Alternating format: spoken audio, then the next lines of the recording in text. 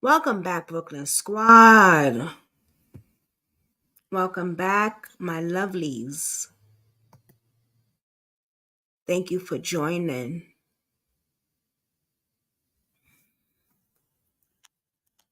Give me 1 minute. What am I looking for?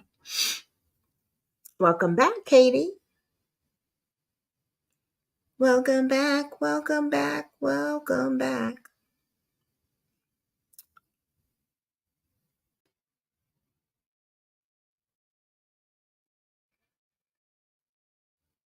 Uh,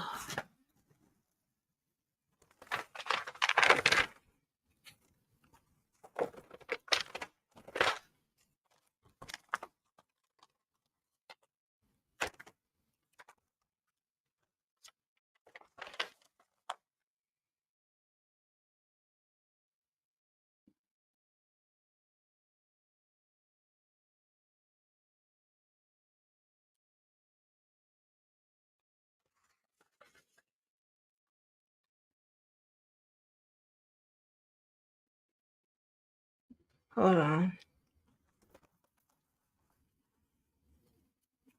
Got it.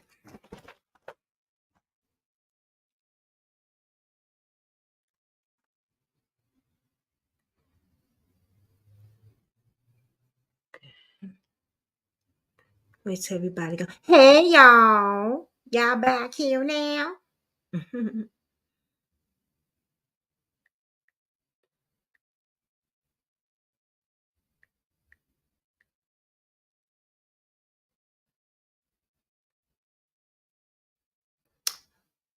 I had no idea about this case.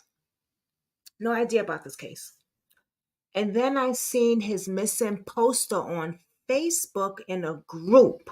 Hey, hey Katie, hey Cat the Bee. I seen his Facebook. No, not his Facebook, but yeah, it was like right there on Fed when you go on Facebook and you just uh looking on regular Facebook, and his a group had his picture, and I was like, huh, he looks really familiar, right? And I remember now where I seen him from. The missing people unsolved posters around the world, around. And I said, wow, what's up with this kid? Like what's going on? Well,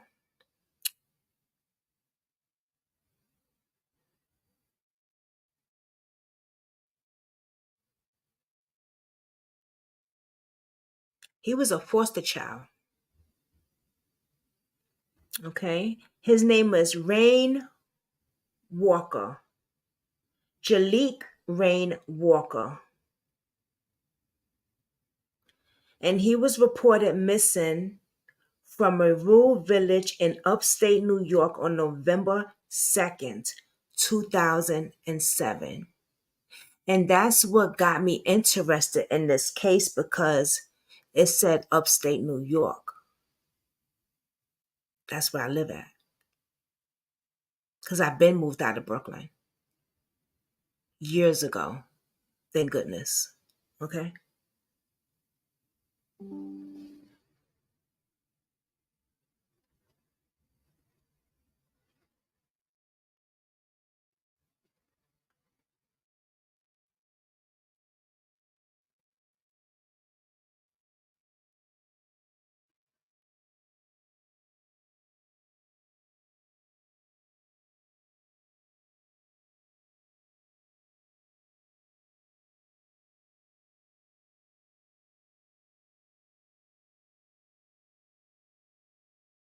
Hmm. Oh, I'm reading something that I haven't read before on it. Hold on, but all right, we're gonna get to it, y'all. I'm sorry. Y'all probably like, what is she doing? I was reading something that I haven't read before on it. I was like, oh, that caught me by surprise. Okay. But yes, he was 12 years old. He was a foster child. He was adopted. And he had been through a little bit of a struggle. his mother, I don't know if his father was, but his mother had problems with addiction. You know, she was a drug addict, so he went through different foster homes and things like that. And then he finally got to this foster home where he was at, and they adopted him. They adopted him.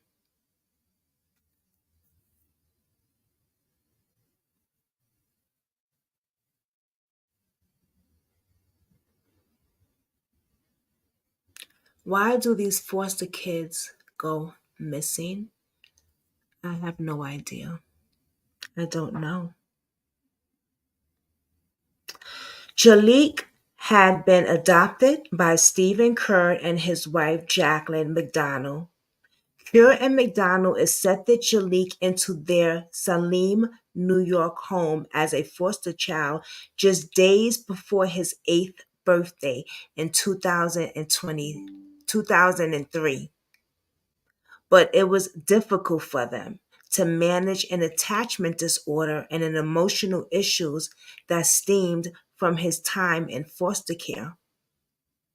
They said that he had some troubled, some troubled times, you know?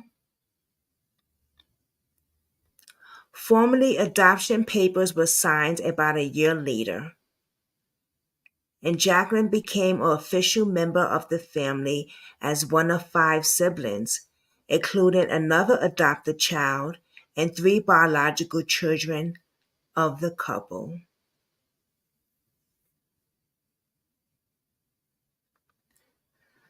They say before he went missing, a few days before that, he was kept different. He was kept separate from his siblings because of his behavior. His behavior started acting more strangely. Okay.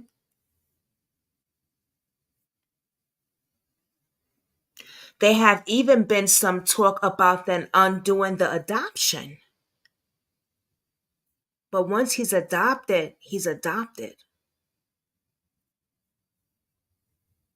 Okay.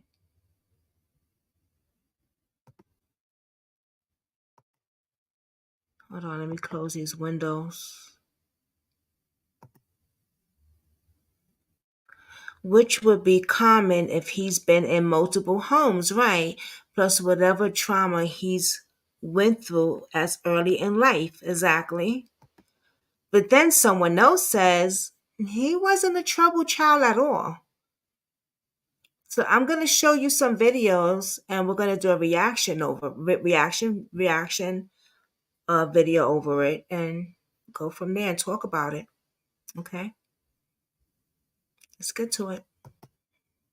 Really sad. I hate this. Oh boy, boy, boy. Let me just.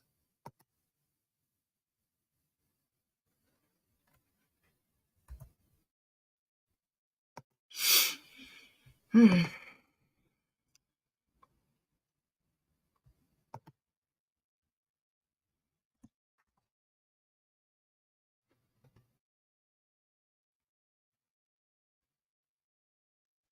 All right. First of all, I want to see the missing report first.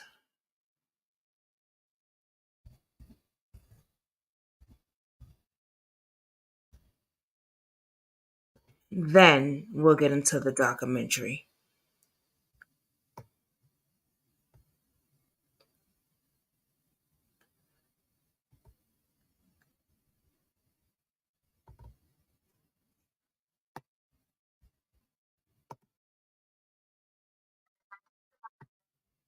Let me make sure you guys can see it. Okay, let me pull the screen up. Please share this video. I would really truly appreciate it from everybody if you can do that. And don't forget to hit the like button. So get some mental health help if they notice it early on. Right.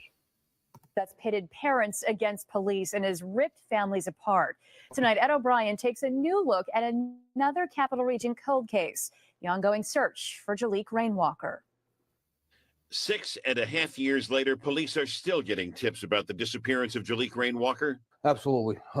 Weekly, sometimes daily, depending. We've gotten some recent tips within the last couple of weeks that we're taking a look at. But so far, everything from river searches to false sightings, they have all led to a dead end. Jaliek was 12 years old when he was last seen at a Latham restaurant. He had been adopted by Stephen Kerr and his wife Jocelyn, but when problems developed, Jaliek was sent to live with what is called a respite family. The way Stephen Kerr told the story in 2007, the two spent the night in the Greenwich home of Kerr's parents, and the following morning, Jaliek was gone. Stephen Kerr was interviewed by us and, of course, by investigators, but claimed the deck was stacked against him. I'm not privy to much of the investigation because the police are still working on the assumption, partially, that I did something wrong. Jocelyn was pretty much forthright with us all the time. Stephen was hit or miss, but, then stopped communicating, hired an attorney. This is your kid that's missing. How do you just do that? Kerr was quickly named a person of interest in what is a homicide probe. Chief Bell, who is sitting on the results of an investigation into the case, says that is still absolutely true. When a child goes missing, a parent needs to know where that child is. And so I feel like they know. That's Barbara Reilly, the mother-in-law of Stephen Kerr and the mother of his wife, Jocelyn. She tells me they don't have a relationship anymore. Like Chief Bell, she has questions about inconsistencies in the story told by Kerr. Why, for instance, this tower relayed a signal from his cell phone if he was nowhere near it. That tower is right across the street from this business. It's where Barbara and her husband just moved in. It's also right down the street from the Hudson River. And one police officer told Barbara, this is a notorious dumping spot for bodies. You might call it eerie coincidence. Barbara thinks there's a reason she and her husband ended up here.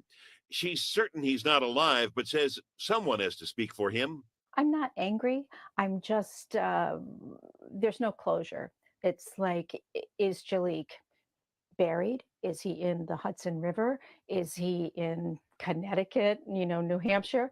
Or, there is that 1% possibility that he would be alive, and it's just not knowing. Like Chief Bell, she's convinced.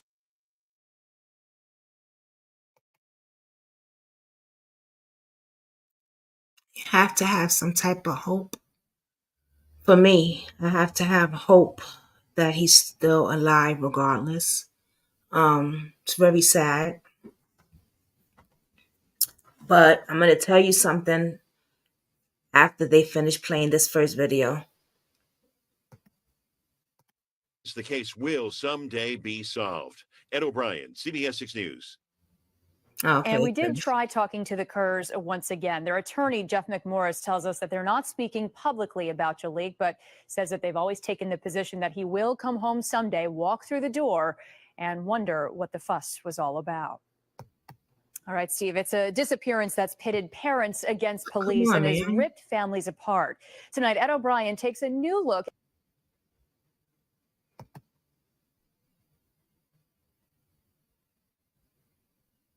Now, allegedly, it was said that they were looking at the foster father. All right, Steve, it's a disappearance that's pitted parents against. That is the one. The story we first broke on News Channel 13 live at noon, the search for Jaliek Rainmaker. We've been bringing you live team coverage all afternoon. Now, I'm Jaliek new with was this only case. 12 years old when he vanished without a trace. His disappearance in 2007 began an intensive years-long search. 10 years ago, police labeled the case a likely homicide. Now, first on 13, a new lead. State police investigators say they've gotten new, credible information, bringing them to a wooded area in Troy. Oh.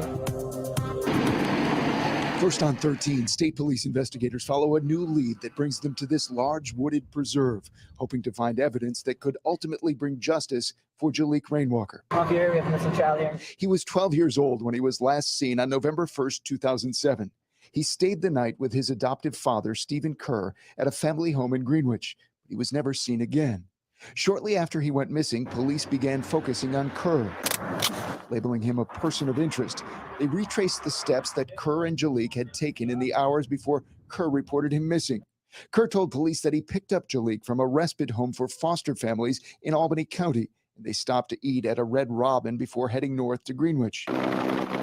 There were massive searches done all along their route, but investigators don't believe Jaliek ever made it back to Greenwich. Which brings us to this location today, a credible lead that there may be evidence here on a 40-acre wooded property near the South Troy Dodgers baseball fields. State police dogs, an underwater recovery team using robotic cameras to check under storm drains, and many of the same state police investigators on the case since the beginning. They're the type of people, if your child were to go missing, you want those people on the case. And they take it personally as well, do they not? Absolutely. There's absolutely a personal investment in it. They scoured for clues that could bring the justice for Jaliek they've been seeking for 14 and a half years. Have you found anything today that might provide some hope to Jaliek's family? Well, with any lead, and right now I can't say that we've, I can't get into what we have or have not found. What I can say is that we're actively working the case, and that any lead that we do get is taken seriously. Kerr, who moved his family to West Rupert, Vermont in the months after Jaliek's disappearance, has maintained his innocence, but has not cooperated with police. Shortly after he reported the boy missing, Kerr cried during an on-camera interview I did with him. Jaliek, if you're watching this, we'd love for you to come home. Tears police and his mother-in-law believe were phony. Oh, police are asking for the public's. Did y'all see that? That was horrible. That was the most horrible fake tear act I've seen ever. Baby, you need acting classes. You're going to have to do better than that. Hey, Cherish. You're going to have to do much better than that. For goodness sake. Cherish said insane fake tears. I have to rewind that part. I'm sorry, but that was just like, wait a minute. This is my first time seeing this.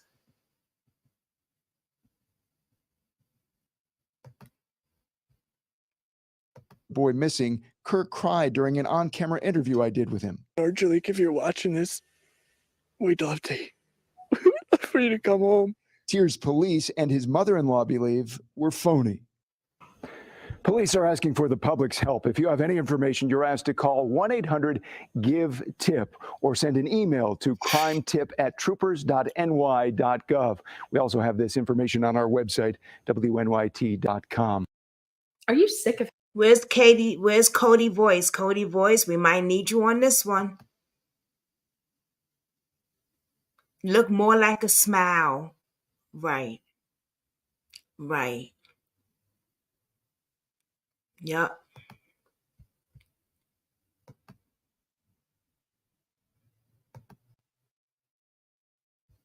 Actually receiving 3.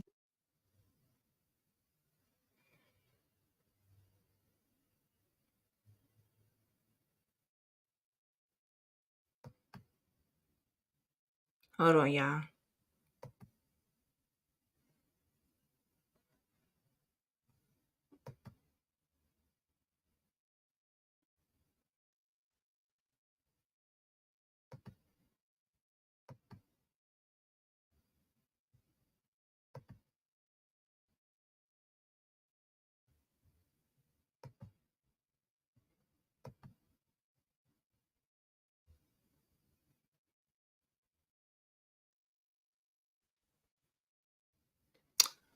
Okay.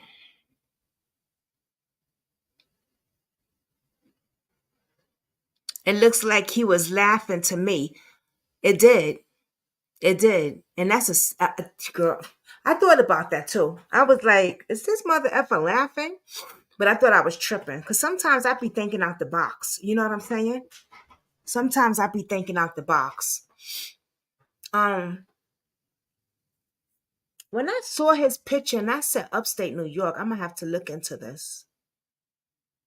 Now, they're looking into the father. So now we're going to have to look into the father too. So I'm going to be asking a few of my moderators. Let's look into the dad. Let's look into some things. Let's try to at least have the cops do what they did to Cody's father and investigate him. Because now we know that that monster knows something about this boy. It's been 10 years or longer now. 10 years or longer.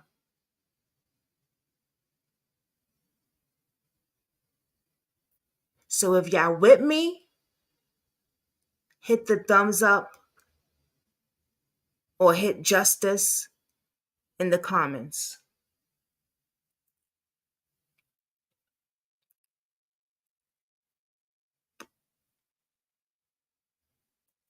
Remember back when I first started YouTube, I used to do my little investigation thing constantly. I'd be searching for things, searching constantly. I don't know if y'all remember, but people that know remember me in the beginning. In the beginning, Katie was one. Katie was one of them, actually. I was like really like going deep into it. Well, we'll have to get it again. I mean, I'm always, doing my thing, but I was really like nonstop. Like if I find something on you, I was gonna find it on you. All right, Chavis, Justice, okay. All right, Katie, okay. So we got this. That's what we're gonna be doing. We're gonna be looking into the father. Oh, Daddy dearest, we coming for your ass. Okay, this content creator is really good. I enjoy watching her. They said 14 years, so he would be an adult now. Yes. Yep. I think he would have been, what, 24, 25 now? Probably, I'm guessing. I'm guessing around here. Yeah. Now, she did an interview with Jelani's mother. Remember, Jelani Day was one of my first adult cases, and then Cody was a child case.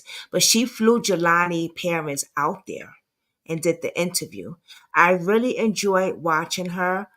I just like her. I really do. I want to do a reaction video, and we're going to watch and see because she talked about this case. So let's check out what she has to say.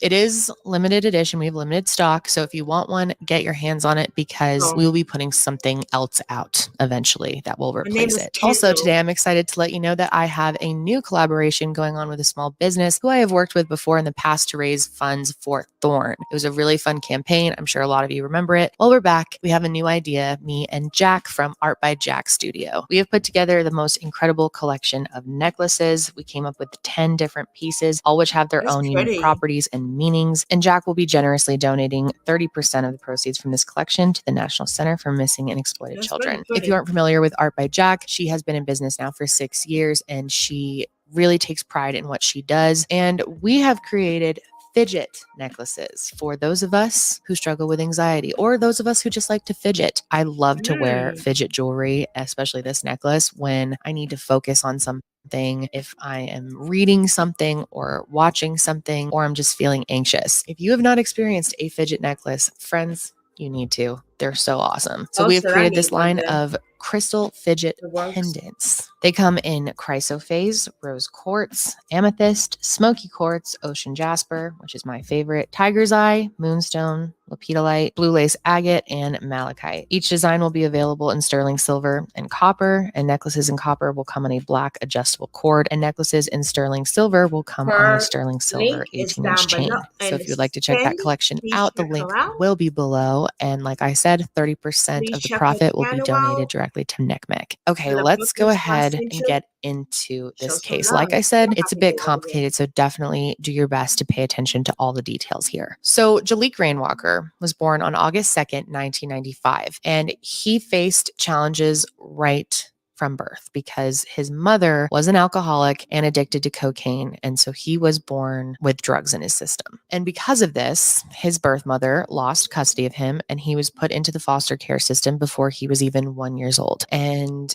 it only got more and more difficult from there. And he didn't go into regular foster homes. He was placed into therapeutic foster homes. And this is supposed to mean that when a child has extra physical, psychological, and emotional needs, that they are placed with a foster parent or parents who is specifically trained to deal with those needs. But as most of us know, the foster system can be very, very grueling on children. And Jaliek was no exception to that. He was put through 6 different foster homes until he eventually ended up with the Kerrs, with Stephen Kerr and Jocelyn McDonald in 2003. So when Jaliek moved in with Jocelyn and Stephen, he wasn't their only child. They had 3 biological children and then another child also from therapeutic foster care. So when Jaliek ended up in their care, they were living in Salem, New York. And after about a year of staying with them, they decided to formally adopt him. And it turns out the family before them was also planning to adopt him, but they ended up deciding not to because they were having issues with Jaliek's behavior. And Stephen and Jocelyn were also experiencing these difficulties. Because of his very troubled past, Jaliek was prone to having violent outbursts. And it's clear that this was a huge challenge for Stephen and Jocelyn. They have discussed how difficult it was dealing with his behavior over and over again. It seems like it was getting harder to deal with him, and they were starting to question whether or not they actually wanted to adopt him. Obviously, after going through so much as a child, being bounced from home to home to home, it's only natural for a child to experience this type of behavioral issue. But not everyone that spent time with Jaliek said that he was a really difficult child. His maternal grandmother, Barbara, and him spent a lot of time together, and she said that the two of them got along great. She describes him as a vivacious child, that he loved to go apple picking, eat ice cream and pizza. He liked to play with tarot cards and listen to music and read. For his 10th birthday, Barbara said that he could pick one place that the two of them would go. And he picked SeaWorld in Orlando, and the two of them went and had a great time. She has great memories of that day, and she said Jaliek was just overjoyed to be there. When they flew back to New York, she remembers how he sat in the window seat and stared out at the Statue of Liberty as they flew above it. Jaliek went on to tell her that when he grew up, he didn't care where he lived. He said he wanted to live where his future wife wanted to be because he would love her and their kids so much that it wouldn't matter where they were, which is such an adorable thing to say and shows how deep and, emotional he was. Barbara said that Jaliek did struggle with his behavior from time to time, but she said that those outbursts mostly came up when someone mentioned his past and that it wasn't how he acted all the time. She didn't see him as difficult or unworthy of redemption, but it was clear that he did struggle somewhat with his behavior. By 2007, Stephen and Jocelyn said that Jaliek's behavior was starting to get a lot worse. They had him in a homeschooling program, and one of the younger kids in it, I guess, was taunting him, teasing him, messing with his shoelaces, and he threatened to hurt this kid. And this threat specifically was sexual in nature, which obviously he wasn't going to act on this, but it was enough to get him in a lot of trouble. I feel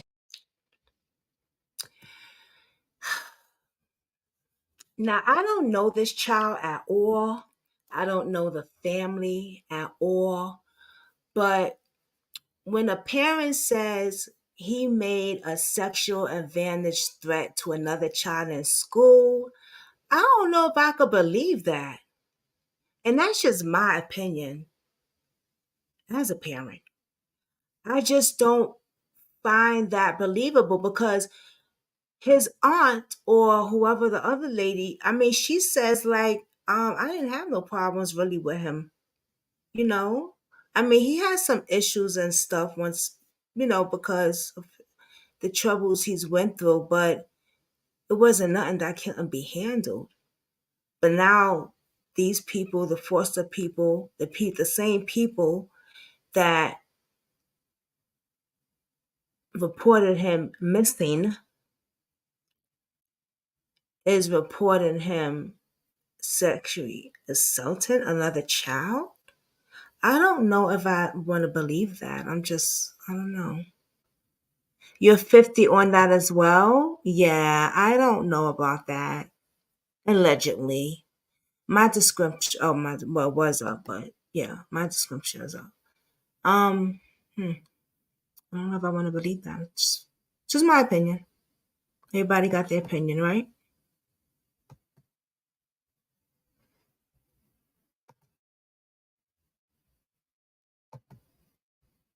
Feel uncomfortable sharing exactly what he said. He's a child, doesn't understand the power of his words yet. So I felt like it was inappropriate to include it. But Stephen and Jocelyn were so upset about this that they started looking into the steps that they would need to take to reverse his adoption. On October 23rd, they actually called the Department of Family Services to see what they could do about removing him from their care, reversing the adoption. But that is not a thing. There is no way to reverse an adoption. The child is now legally your responsibility, period. Now, you'd think this would just be a given, especially for people that are interested in adopting. You think they would understand this better than anyone, right? When you adopt a child, you are entering a legal agreement that you are now the responsible party for that child. It's not like the foster care system where you can just move them to a new home if you change your mind. So they found out that they would have to go through a much more intensive process if they truly wanted to remove Jaliek from their home. And from all accounts, it sounds like this is exactly what they plan to do, or at least they were highly considering this at the end of October. And what is most frustrating about this whole situation is at the time that they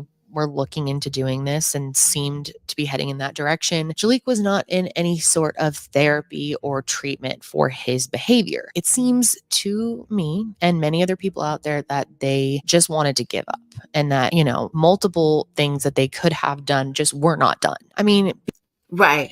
I agree with what she's saying. Because if he was acting out, right, in these behaviors, you would have had him allegedly, in some type of therapy and counseling session, one-on-one with him, some type of help to get him help. Because let's face it, he has been through enough trauma as it is. And if he is acting out, you want to get him the help that he needs while he's young at that age, so it don't progress more and it don't have to be an issue into your home, right? But none of that was done. None of that was done. He did not get the help that he needed, allegedly, like if he was acting out. And if he was not acting out, and if he was already a trauma child coming into my home, right? And I know that he has been through other foster homes and he has trauma issues and all of this and that was going on. I would have already set him up with a therapist and a counselor anyway. He don't have to make a threat for me in order to set him up with therapy because he has already been traumatized. So I want to make sure I get him the help that he needs. But none of that was offered. But he's the trauma child. He's the one who's acting out and doing all of this. But they forgetting he's been through a lot of stuff. Was he really acting out, or is that just an excuse for them to give up and give him back to the system? Because they don't want him no more. Once you're adopted, you're not going to get a check either, by the way. Being part of the therapeutic childcare program clearly means that the child may need medical attention or therapy. Stephen and Jocelyn were supposedly trained to be therapeutic foster care parents, meaning they should have been prepared to offer their new son help if they knew he needed it. So we know that Jaliek wasn't in therapy. However, Jocelyn has stated that they were trying to find him a therapist at the time. But one of the main reasons that they say he hadn't received help is because they lived in a remote area without access to this kind of care. And when I say remote, I mean remote. Right. Remote. Far distance from everywhere. And yes, she is right. This is how I live, upstate New York. This is exactly how I live. It's far from everything. It's like the country up there. Okay. Chavez says Jaliek already had a troubled past and his new home was inconvenient, no running water, right? There was no water. Electricity was messed up. The entire family, including multiple children, was sleeping on the floor. Then where was even allowed to be there? So my question is, if that was going on, where was CPS? Here we go now where the system has failed again. Okay? Where was CPS? Then why was he even allowed to be there? Right. Because maybe at that point, there wasn't like that. Maybe it started getting like that, Katie. You know what I mean? Could have possibly been actual abuse. Maybe he touched one of the foster parents' kids. Cherish says, allegedly. Here's a documentary about him on Paranoia Plus. Really? Okay. Thank you, Mamita. I don't think he touched their kids. I don't know. I don't think that's the case. But you never know. And that's why we're going to say allegedly. In 2007, they were living in a rural area in Washington County, New York. It wasn't like the big city where they would have, a lot of different options when it came to outside help. But that does not mean that his needs should have taken a back seat. And because these needs were not being met, obviously his violent outbursts kept happening. Oh, and let me just say this. Upstate New York, there is counseling. Yes, it is far up there, but you have a thing called medical transportation, right? So if you have Medicaid, right, you can take a cab and they will charge on your insurance. Not just Medicaid, any insurance you have, it would be charged on your insurance. So if he needed a therapist, doctor's appointments, anything that has to do with medical, they could have set that up. You also have counselings, you have therapy, you have caseworkers up here. They would have had caseworkers that can help them, help him. But no, everybody failed him. And I'm saying that. And that ain't no allegedly. It was around the same time that Jaliek had gotten in trouble at the homeschooling program that Stephen and Jocelyn decided that they didn't want him around their other children. So not only did they not want to be his guardians anymore, they also didn't even want him in their home during the time that it took to rehome him. Around this time, Stephen was supposed to take a 2-week trip to Romania, and that's when Jocelyn decided to put him in respite care. With her husband being potentially out of town, she didn't want to have to deal with Jaliek around her other children. And for those of you who don't know, respite care is for caretakers to get temporary relief by putting the person who needs care in the hands of a qualified caretaker, just temporarily. And respite care was actually suggested to Stephen and Jocelyn as an alternative to giving up completely. They thought maybe, it would be good to have some space and they can try again later. But from what I can tell, it seems like they were still set on no longer being his caretaker at all. And respite care was just in place while they were trying to find a new home for him. So in the last few days of October, Jaliek was placed with a caretaker named Elaine Person. Jocelyn originally asked Elaine to take care of Jaliek for 2 weeks, the whole time that Stephen would be out of town, but she was only able to do it for a few days. The good news about this respite care is Jaliek was already familiar with Elaine and her husband, Tom. He had stayed in their care previously, and it was a good experience. It was a good experience for them as well, and they were excited to see him. But because of their prior commitments, they were only able to have Jaliek from October 27th to November 1st, and then they would pick up again on November 6th. So because they weren't able to have Jaliek the entire 2 weeks, Stephen ends up canceling his trip to Romania. And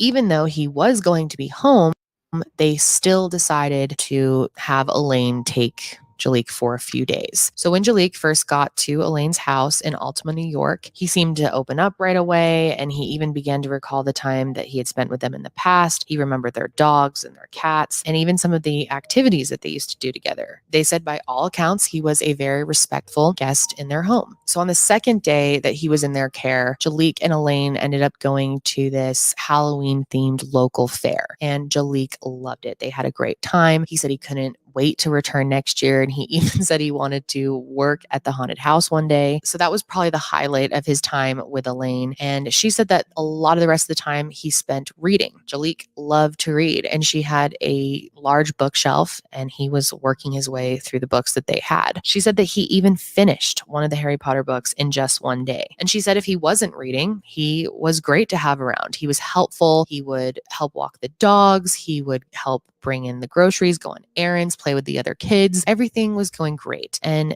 she also said that during this time, she learned quite a bit about his life back at home with Stephen and Jocelyn. Jaliek described the house that he was living in as a small 2-bedroom property that had no indoor plumbing or running water. He said that he and his 4 siblings and his adoptive parents all slept in one room, and the only privacy available was a small corner sectioned off for his adoptive sister. To get to this room, you had to climb up a ladder. And Jaliek explained that every morning the kids would have to take turns getting water from a nearby well, and their only bathroom was an outhouse outside in their yard. Also, protein was scarce, and they were only given meat once a week, and they were only allowed to bathe every other week. The only heat that they got in their home came from a wood-burning stove, and even that wasn't strong enough to keep them warm during the cold winters in New York. Jaliek also told Elaine a lot about Stephen and Jocelyn themselves. He said that he would often yell at him and throw things at him, and that there was one instance where he didn't properly close the lid on the toilet paper holder, and he was forbidden from using the outhouse after that. So instead, he had to go to the bathroom outside in the open. Elaine said it also became clear to her that the abuse was pretty much exclusive to Jaliek. It seemed to her that he was being singled out and that his siblings received much better care than him. For instance, Jaliek was in a homeschooling program while his brother was in a private school that cost $17,000 a year. So it was pretty obvious that there was an uneven distribution of care.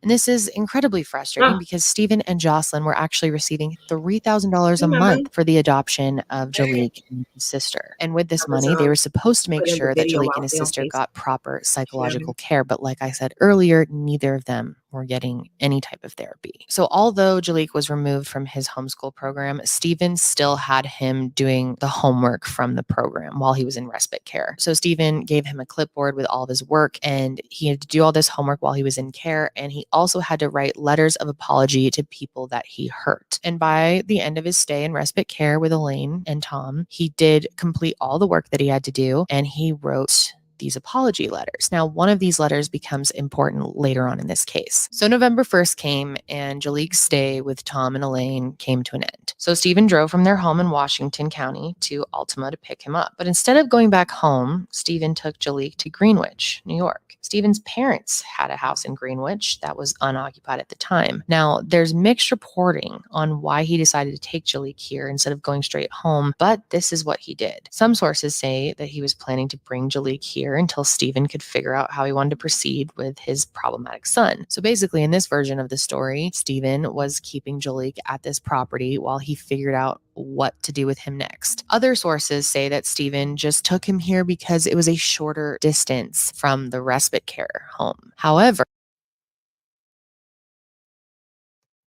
that right there don't sound right to me. Why would that man take him there instead of taking that boy back home? Well, we already know, but you know what I'm saying? We could, allegedly, I'm saying. What you thinking with this, Mama? I most definitely think, just with the little bit that I do know, what I feel is happening is that the child more than likely was, sexually abused prior, which they were having all these behaviors that were being exhibited by him. And instead of getting him help, I think it got as far as he possibly did something to or with one of their biological children.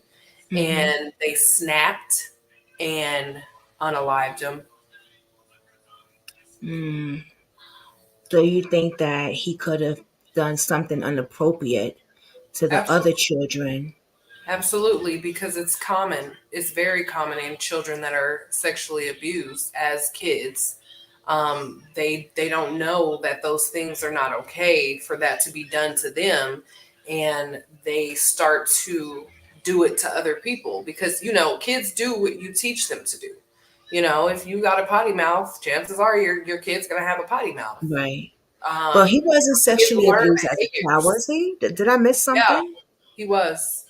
I missed that. How the hell I was sitting right here? What's wrong Yeah, with he me? I'm was. tired. I briefly Really? started to look into the Paramount documentary that they had on him, and he just had a rough upbringing. He was also passed around to several different foster homes, and Right. with that situation, these people are sometimes, well, a lot of the times, they're pedophiles that have not been caught that get these children, and they do stuff to them. They abuse them, so yeah. But what were they doing in a one bedroom with all those kids anyway? So it Where makes was you the wonder. parents at? Well, it No. seems as though the child was talked to and he started telling things that probably didn't make the family look good as well. And, maybe he got some repercussions for that because it just, I don't, how does a kid even get to a place like that? Through the system. You giving children to people who don't got running water? Yeah, that's what Katie was saying. Like, wait a minute, how did they even get there? And I'm thinking maybe when they first moved there, they had all those things. Absolutely not. I'm sorry. Absolutely My not. girl. Because we I know how love these it. things go, right? Because so that's the situation. They have my aunt, she used to be a foster parent. And when I tell you they get all in your business, they get all in your business, baby. And let me I tell you used right to. now, you have to have running water. Like I know. those I are used to be. I'm a foster kid, so but yeah. those are basic things though. You know what I mean? Like you have to have the basic necessities for these kids, like a Yeah, shelter, heat, water, food. that's Because right. other than that, how do you obtain a child? And he was a. That's what I'm saying. Like, because he was adopted. They adopted him. Right. So I'm thinking You're thinking what some. everybody else knows and what we all know. The No, no. foster care system in the United States of America is horrific. They They usually do kidnap have a home people's inspection. they do. They kidnap But people's when you kids. adopt, but when you're adopted, they don't have a home inspection. Oh, When yes, you're they do. adopted, oh, Yes, they up here they do. do. Not. Oh, okay, They can't just put them anywhere. So that makes you question, was that the home they were living in when they did get that license, and were able to right. adopt? Because that is insane. But I, Because I, I I know mean, I could believe when it. you a foster child, right? They come and they check your home, they do all that stuff, right? But Hmm. once you get adopted, that shit stops. Well, at least it did when I was little. Right. And you're absolutely right, because I know there was a story with a little girl. She was 5 when they dropped her off with a pedophile. And Oh, he was caught in between some of the 5 years and was listed as a pedophile. Somebody was going through the case and needed to do a home visit to check up, and it had been 5 years. And he was sexually assaulting that child for 5 years before they were able to pull her out of that home with him. And he was a registered sex offender by the time they came back for her. Jesus. Well, that's what I'm saying. Like when you're a foster child, you know, they come and they check and they do they little, they ask the kids, "Are you okay?" and all this other bullshit that they think they're trying to do. That's good, but they're supposed to do more visits and stuff. But some of these agencies don't check at all, and they know the kids are being abused and shit. But when you adopt it, they don't even check no more. Like that stops. The payment stops. The checking on you, all that shit stops. Wow. I'm gonna check onto that because it might just be when I was little. That was when I was little though, because Well, it could when be. my Well, sister got after it, they adopt them, yeah. But if you're fostering kids, they that's check them. they check them. That's what I'm saying. They check them when they're fostering, but once you get adopted, that's I don't think that they check them when they check them no more because they adopted them. Yeah, and that can be highly possible. That's the different. Yeah, because when my foster sister got adopted, the lady stopped coming to the house and everything. She wasn't there. She wasn't checking or nothing no more because she was adopted already. Yeah. Unless shit changed, it's been years, So I don't know, but I definitely gonna look into that. But that's what I'm thinking. In the beginning, when he was just a foster child, they had the running water. They had that night because they gotta check the house and shit. You know what I'm saying? So they probably had all that shit. And then later down the road, shit, they just didn't give a fuck no more. They played their Probably system. living off the check they was giving them for having them. Right, exactly. And then once they got adopted, it was like they wasn't checking no more because he was adopted. Yeah. Now he's sleeping on the floor. There's no freaking water in the house. Just crazy. Yeah. Crazy. Yep. Girl, we definitely gotta check that part out. I wanna definitely know. Cause I remember my foster sister got my If you look at a map, Greenwich is less than 20 minutes from their two-bedroom people didn't home come in to the house no Washington more. County.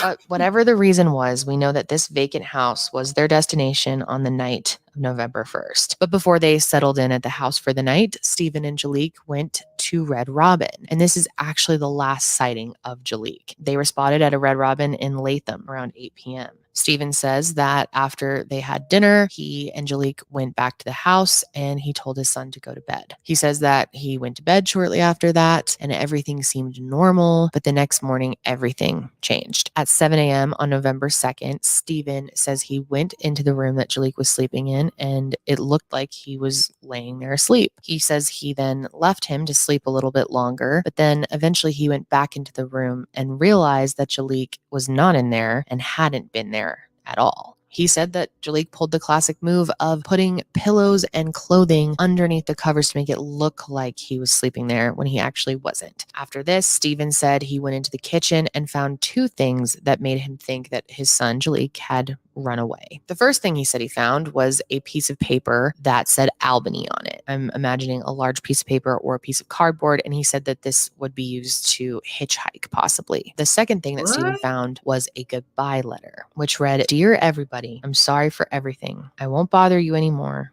Goodbye, Jaliek." Now, you would think that the first thing that Stephen would do is call 911. But sadly, that is not the case. There are many reports that say he waited more than they should have analyzed Hold on. his girl. Go ahead, baby. Listen, so just knowing that he took him out in public on camera makes me wonder if he took him as a thank you for writing the note and needing to have an alibi, like, hey, we were out on camera, look, boom, I'm not abusive, I love my kids, type situation. And then two, I don't care if all parents know this, I don't care if you think your child ran away or not. The first thing you do when you call is you say, hey, my kid is missing, something's not right. You don't automatically jump to the assumption that my kid ran away and here, look, I even think they made a board to hitchhike. Really? That doesn't sound right at all. Girl. Hey, everybody. Hey, y'all. That's insane. You said I'm still here fixing dinner for my family. Well, goddamn, it's been 3 hours now. What you making? Thanksgiving dinner?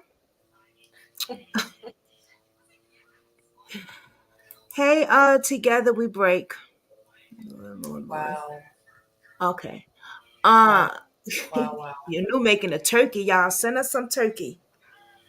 We don't eat pork. Not at all. No swine, no swine. Ciao. But yeah, really though, But it no, but I almost was seems like he had that entire thing mapped out. right, just so he can say, we was over here, we was over here, we was over here. Look, we went to the restaurant, like you said. We went to the restaurant, we went here. But my thing is the letter. Why didn't they put finger how you say that? Right in anonymous, what's that called, mama? The writing analysis. Exactly. Yeah, I Why didn't mean, they do that?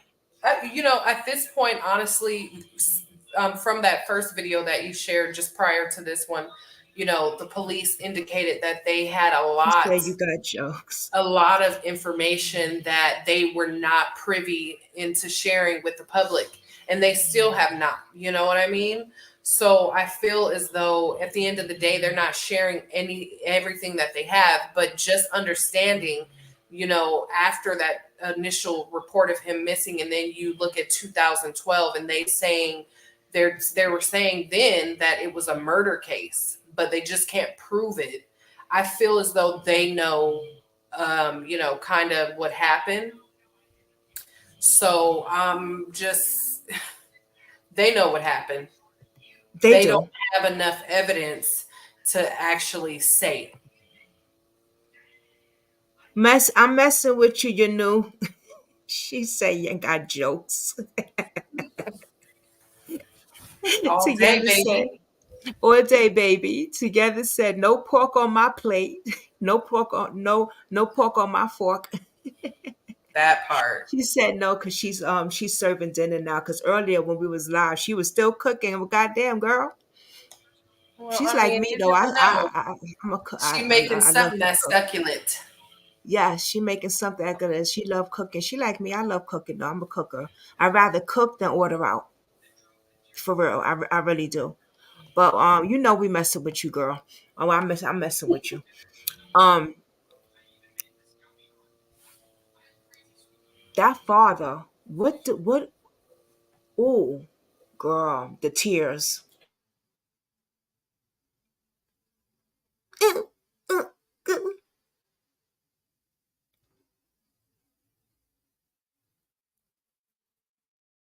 You still there? I'm here. Oh, the father with the tears. I mean, let's just be, 100% about it. There were no tears. Right. Not all jokes aside, this man literally looks as though he's laughing. It almost looked like a cackle more so than a cry. Like, it was ridiculous. Like you said, like, come on, dude, like, you need some classes, because at this point it is not giving what it needed to give. And I feel like all that stuff played a part, in the understanding that he had something to do with it. Exactly. How ridiculous. Cry? He could have did better than that. That was poor acting. Poor. I Poor mean, acting. that description was poor. I mean, Even the cops was like, and that's why I couldn't be a news anchor, because, honey, I would tell it like it was. Let's use better descriptive words, because what he was doing was not crying at all. Exactly. No, And another thing I'm wondering also, y'all, much love, much love. I'm thinking he brought him out there also. And now God forget, I hope that I'm wrong about this. And I pray that he didn't do this to S that boy sexually, like I said, he was already talking about the deplorable conditions he was living in to somebody. And, something was happening. They got to, what happens to those kids that speak out? They have to get rid of them. Right. Oh, let's see what else she got to say. Lord. An hour. before calling 911 to report his son missing. He first noticed that Jaliek was missing at about 7:30, and he didn't call 911 until 8:57. And it has been reported that he actually took a shower and returned some rental movies before calling 911. And when police did arrive, Stephen actually mentioned to them that it's possible that his son joined a gang. He and Jocelyn also told the police that he had homicidal and suicidal tendencies, which made the idea of him running away seem more plausible. Jocelyn in particular said that she was worried that he had run away to end his life. And with everything the police had been hearing about him, it definitely seemed plausible. And because of that, unfortunately, no Amber Alert was ever issued for Jaliek Rainmaker. So the news of Jaliek's disappearance did spread quickly. A newspaper article was published on November 5th, 2007, and it identified the missing boy as 12-year-old Jaliek Rainmaker. They described him as having golden skin, lime green eyes, and maybe wearing black sneakers, blue jeans, a t-shirt with a dragon on it, and a yellow fleece. At the time of his disappearance, he was 5'6", approximately 105 pounds, and he spoke with a slight speech impediment. His R's sounded like W's. Jaliek was 12 years old when he was last seen at a Latham restaurant. He had been adopted by Stephen Kerr and his wife Jocelyn, but when problems developed, Jaliek was sent to live with what is called a respite family. The way Stephen Kerr told the story in 2007, the two spent the night in the Greenwich home of Kerr's parents, and the following morning, Jaliek was gone. So the Cambridge Greenwich Police Department. Stop right there. You saw him laugh. You saw that smile on his face. He was alone in a cabin with a child. Yeah. Outside of his entire family. I don't understand why this man is not in jail. With the movie that he took back. And you can only imagine. I don't believe in coincidence. Like there was no coincidence that he took him where he took him alone. You have an entire family. Why did you only choose to take him there? That's what I'm saying. Yeah. Hey, together. Hey, you. How you doing? Hey, what are you thinking about this? I'm just tripping out because this reminds me of a story that I did on this kid. He was placed in foster care, and I guess it was time. And see, a lot of this stuff happens with these children. What people don't understand is it's failure due to the CPS worker not doing their job. They're not following up with these people. Now they're not really vetting these people. You know, they get a stipend. Each child that gets adopted out, they get money. So they're not really giving a darn if these kids are in good homes. You know, they don't care if these people are not going to take care of them. There are so many different rewards that come with being a foster parent. They will help them with getting a car, wash machine, any type of utensil or anything that they need for their home.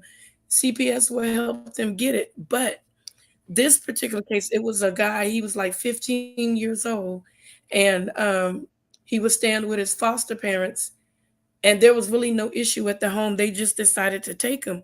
So it was time. They were like, wait a minute, you know, this kid hasn't been to school. He hasn't been to the doctor for checkups.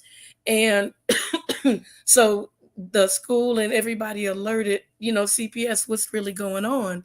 So they went out to the house. The family lied and said that he ran away. Okay, if he ran away, why did you not contact us and let us know that he ran away? So what ends up happening is they found out that the little boy actually was, you know, his life was taken from him by the hands of the foster family, and they dug him a grave in their backyard, and they buried him. And so I don't know how they found that out. I really don't remember the particulars, like I said, because the stuff that I was covering, they actually took my channel before I could save a lot of the information. So they literally buried this kid and did not say anything. And they went in and they arrested them. So there are a lot of children that are missing. There's neglect through CPS. And when they don't pay attention to these kids and they don't keep an eye on these CPS workers, you know, they end up having these kids go through abuse. neglect, exploitation. They end up, putting the kids in harm, like human trafficking and stuff like that, and nobody pays attention. And another case that I followed was this girl, she was in the custody of this guy, and come to find out that he was a real life pimp. And he was literally selling that little girl. And the little girl was telling the social worker, hey, this guy is selling me out, to different men, and he's making money off of me. And she wouldn't listen. So the little girl ended up running to someone else that would listen, and come to find out that he was a pimp. They put him in prison. So it's like a lot of stuff that's going on. You have babies that were taken out of parents' homes because babies had colic, or, the baby caught a fever. The mother was trying to take care of the fever, and the doctor prematurely jumped the gun, called CPS, had the kid snatched out the house. And it was a 6-week-old baby that was crying, but they knew that the baby had colic, and the mother was trying everything in her powers with the doctors. They ran various tests. And so by the time they found out, the baby was missing his mom and cried, the woman got angry because the baby cried during the night, and she beat that baby until that baby was no longer with us. So now you have what they call CPS defense attorneys. If you get a good one, you can actually sue them. We had a little guy out here. Um, his his father was concerned about him. They did a story on him, and then there was another kid. The mother and her boyfriend took the CPS, gave the kid back to the mother and the boyfriend, and they beat that boy until he was no longer alive. They stuffed him in a suitcase and tried to roll the suitcase across the Tijuana, California border. And one of the border patrol was like, that bag looks kind of weird. Can you imagine if they didn't pay attention to the way that bag looked? So they tried to get that bag across the Tijuana border. I'm sorry about the noise. Forgive me. No, you're good. I don't hear So nothing. they end up stopping them and grabbing them. They tried to run, but they got caught. And so they opened up the bag and found the boy's deceased body battered inside the bag, and they are in prison. Not only that, the thing that made me happy about this whole case, all the people that was on the case, all the CPS workers that was working that case are in prison for the rest of their life because they didn't do their job. Oh, thank you, Lord. See, now that's the stuff that should be going on. That's what they should be doing. They're doing it now. They're doing it now. Thank you. They are doing it now. If a CPS worker knows, and then they had another case where there was a black girl. She was a teenager, and she couldn't get along with her foster family. This happened a couple years back in Texas, and she couldn't get along with her foster parents, and she didn't get along with her mom. And the CPS worker kept asking her for food. So the little girl got smart. She actually recorded the CPS worker asking her, hey, you can go out on the blade, and make some money, and we can split the money. I got a dude that can, can watch over you and make sure that nobody takes you. It's on video. If you look it up, you'll find it. It's still on YouTube. Yeah, you can find some. I got a guy that will, help you. And so the little girl took the video and she shot it and sent it. I forgot who she sent it to. The news got a hold of it in Texas, but the big guy that was over CPS didn't want to listen to the girl. And once it hit the news, all of a sudden he wants to come down and try to talk. And they're like, no, you didn't do your job. This girl has been reaching out to you for months and months while your worker was trying to prostitute her. So she's in jail too. So this is a good thing.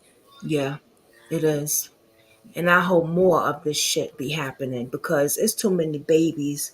And like I said, I think there's a hate train going on with these babies. It's an attack against the children. See, if the enemy could knock off the younger generation, then there will be no other generation. Right. Because this generation right now is exceedingly wicked.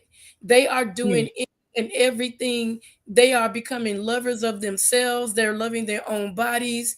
They're loving same sex. It's just all kinds of corruptible things. Now, what they have is minor attracted adults. They don't want you to call them pedophiles. I don't care what you say. That's what you are. You're a pedophile.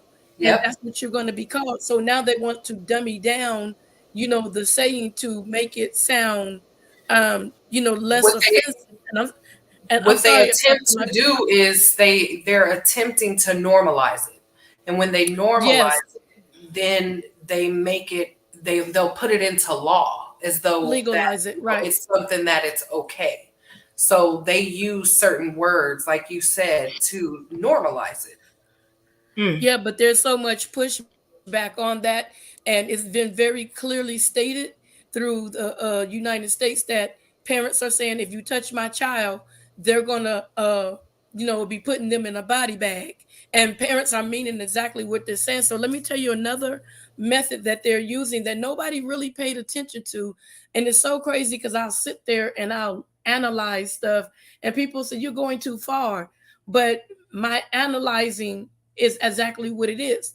The reason why there is such a great push for them to change genders with children, because if you and I had a son, or okay, you had a son, I had a daughter.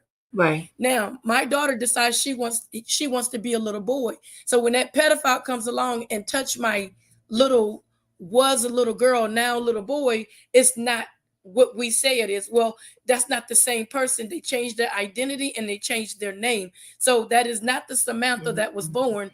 His name now is Russell. So that's how they have these shows, these drag shows for children.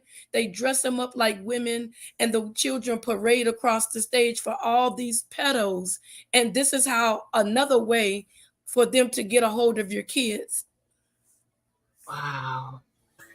Well, also to piggyback off of what you stated a little bit earlier together, you mentioned that, it was easy for, foster parents to get funding, all the way down to like vehicles and appliances.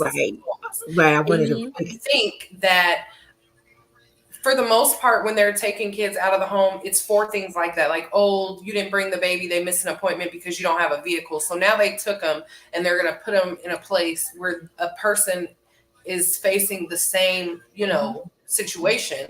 But in turn, they help them. Why are they not helping the families? And why are they not keeping kids in homes? Because there's something bigger going on within this entire, government with taking people's children. A lot of these kids, people can't fight for because they don't have, the finances, and that's just the fact of the matter. And that's like one of the things that you will see people lose their children over the fastest, is not being financially able to afford a good lawyer. Nobody wants to have a public defender because we all know they work with the state, they work with the prosecution, right? And you're not, it's more likely that you'll lose the case, right? So what I'm saying is that when is enough going to be enough, and then I'm listening to the video. He never even got an Amber Alert. Right. Yeah. So in 1993, President Clinton signed the National Child Protection Act. So let me tell you what that was. Everybody thought that it was a thing to protect the children. So what he did was, once he passed that act, he said you could go in and take the well-kept children, the good kids that their parents love them so very much.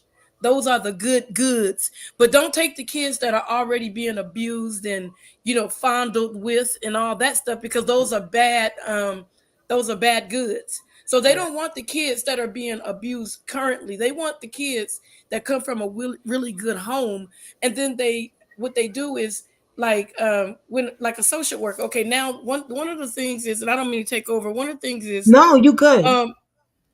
What you have to do now, if you have surveillance around your home, you have to go get some signs that is eye level for anybody that comes on your property to see. You can't just put 1, 2 in your front yard or a trail of them up to your door because they can say that they didn't see it. But if you post it in eye view, put it in the window. That's why you see a lot of people with signs saying surveillance all over the place. Now, once you do that, the CPS worker is most likely not going to want you to want to come there. They're going to want you to turn off your camera, and you don't have to turn off your camera. Not only that, they call the police. The police are not supposed to do anything if there's not a warrant. They're not supposed to put their foot in the door. They're not supposed to do anything to scare you because that's a lawsuit for that police department. All they're supposed to do is stand there and make sure that you guys don't get into a physical altercation. But some police will take it to the next level and they end up suing the police department, and the police ends up getting fired because that is not your job.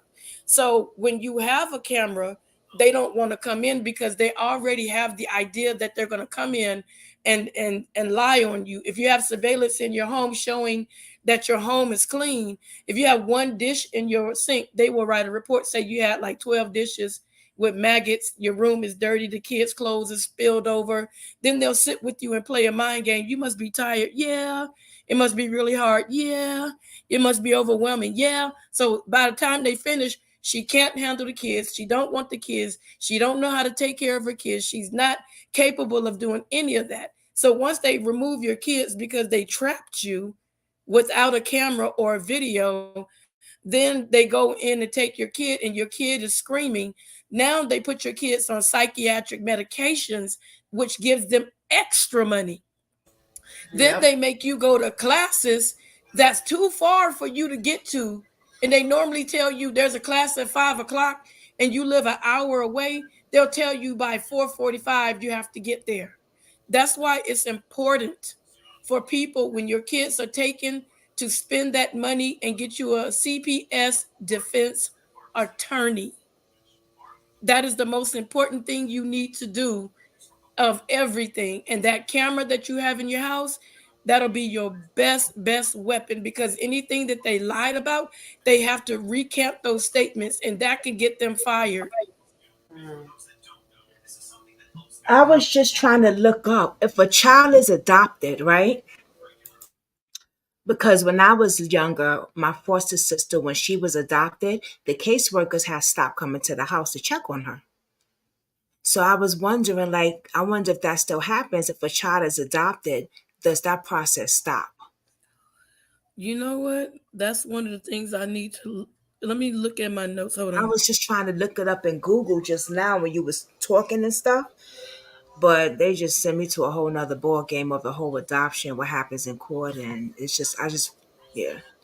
You know, Because I something really that want to just know came about. to my mind right now when you were just mentioning about when they take the kids out of the home and then they put them on these medications. We have a huge issue with the pharmaceutical company in this country. You know, we see that they push narcotics on people Hey, for various Josephine. injuries and stuff like that. But I never really thought, you know, because it's understanding they do put a lot of those kids on stuff like Ritalin and stuff for Oh, ADHD yeah. and stuff like that. So they're probably working also, you know, with the pharmaceutical companies. They're possibly No, actually, they're working with the doctors. The pharmacy doesn't have anything to do with it. So if you take their doctors, you take their lawyers, you take, and I'm sorry if I cut you off, I No, you're good. apologize. If they say we can give you free counsel, but you got to remember that they all go to Christmas parties together. They all celebrate Right. all these holidays. So Right. all the information that I put out, one of my subscribers, and he's a moderator too. He took notes off of the video because I still have some older videos that you can go back and look at. He took those videos. His cousin got involved with CPS. Do you know those videos that I put up? He said my sister actually won her children back based on the videos that I put up. I was like, are That's you what's serious? up. He's like, yes. He said, I took all those videos and I told her, let's look. And they binge watched my videos and took all the notes that I had put down and the stuff that I was saying. And they ended up winning their case against CPS. That's what's up. But yeah, She I got mean, her that's just children really back. something that, like, That's what's I up. just was like, a light bulb went off in my head, and I'm like, okay, because that's just like, we know how lucrative the prison system is, and you see a lot of judges that own halfway houses, like, and then you see those same judges that own those private halfway homes, and they're putting unprecedented amount of people, inside of them so that they can make money. So like you said, they're all in cahoots, but there's something to do with Big Farm and the way they take kids and medicate them as well. Has to be. Yeah. They give the parents a really, really hard time. I'm talking about when I say they, and then, anybody looking at this video later, I want you to understand there are certain shampoos, there are certain perfumes, there are certain foods, vitamins, that soaps that you could use that will give you a false drug reading. It will give you a false reading, and you could be penalized for that. So now you got to let your lawyer know, hey, I use this, I use that, I use this, and they can hire a person that can actually analyze what you use, that gives out of, they got a list on the internet of false of products that will give you a false drug reading. Yeah, you get what absolutely. I'm saying? So you Absolutely. have to be careful when you are you have to, and if they send you a letter, take that letter serious. Don't lose any paperwork. Even if the case is closed, they can reopen it if they feel like they want to. So you keep every piece of paperwork. You don't ever get rid of it. And then if you have a kid and your kid is under the age of 18, that grandchild becomes a ward of the state as well. So it's a vicious cycle. Yeah. It's a vicious cycle. So it's just really bad that Understand. they put these kids with people that don't care about them. They don't give a hoot about them. And then when the doctors say, hey, I haven't seen Kenyon in about 6 months, or the school say, hey, I haven't seen Maria in 3 months. It's the schools and the doctors that spark these things. And if you're not homeschooling your kids, then the school is going to be like, I haven't seen these kids. What's going on?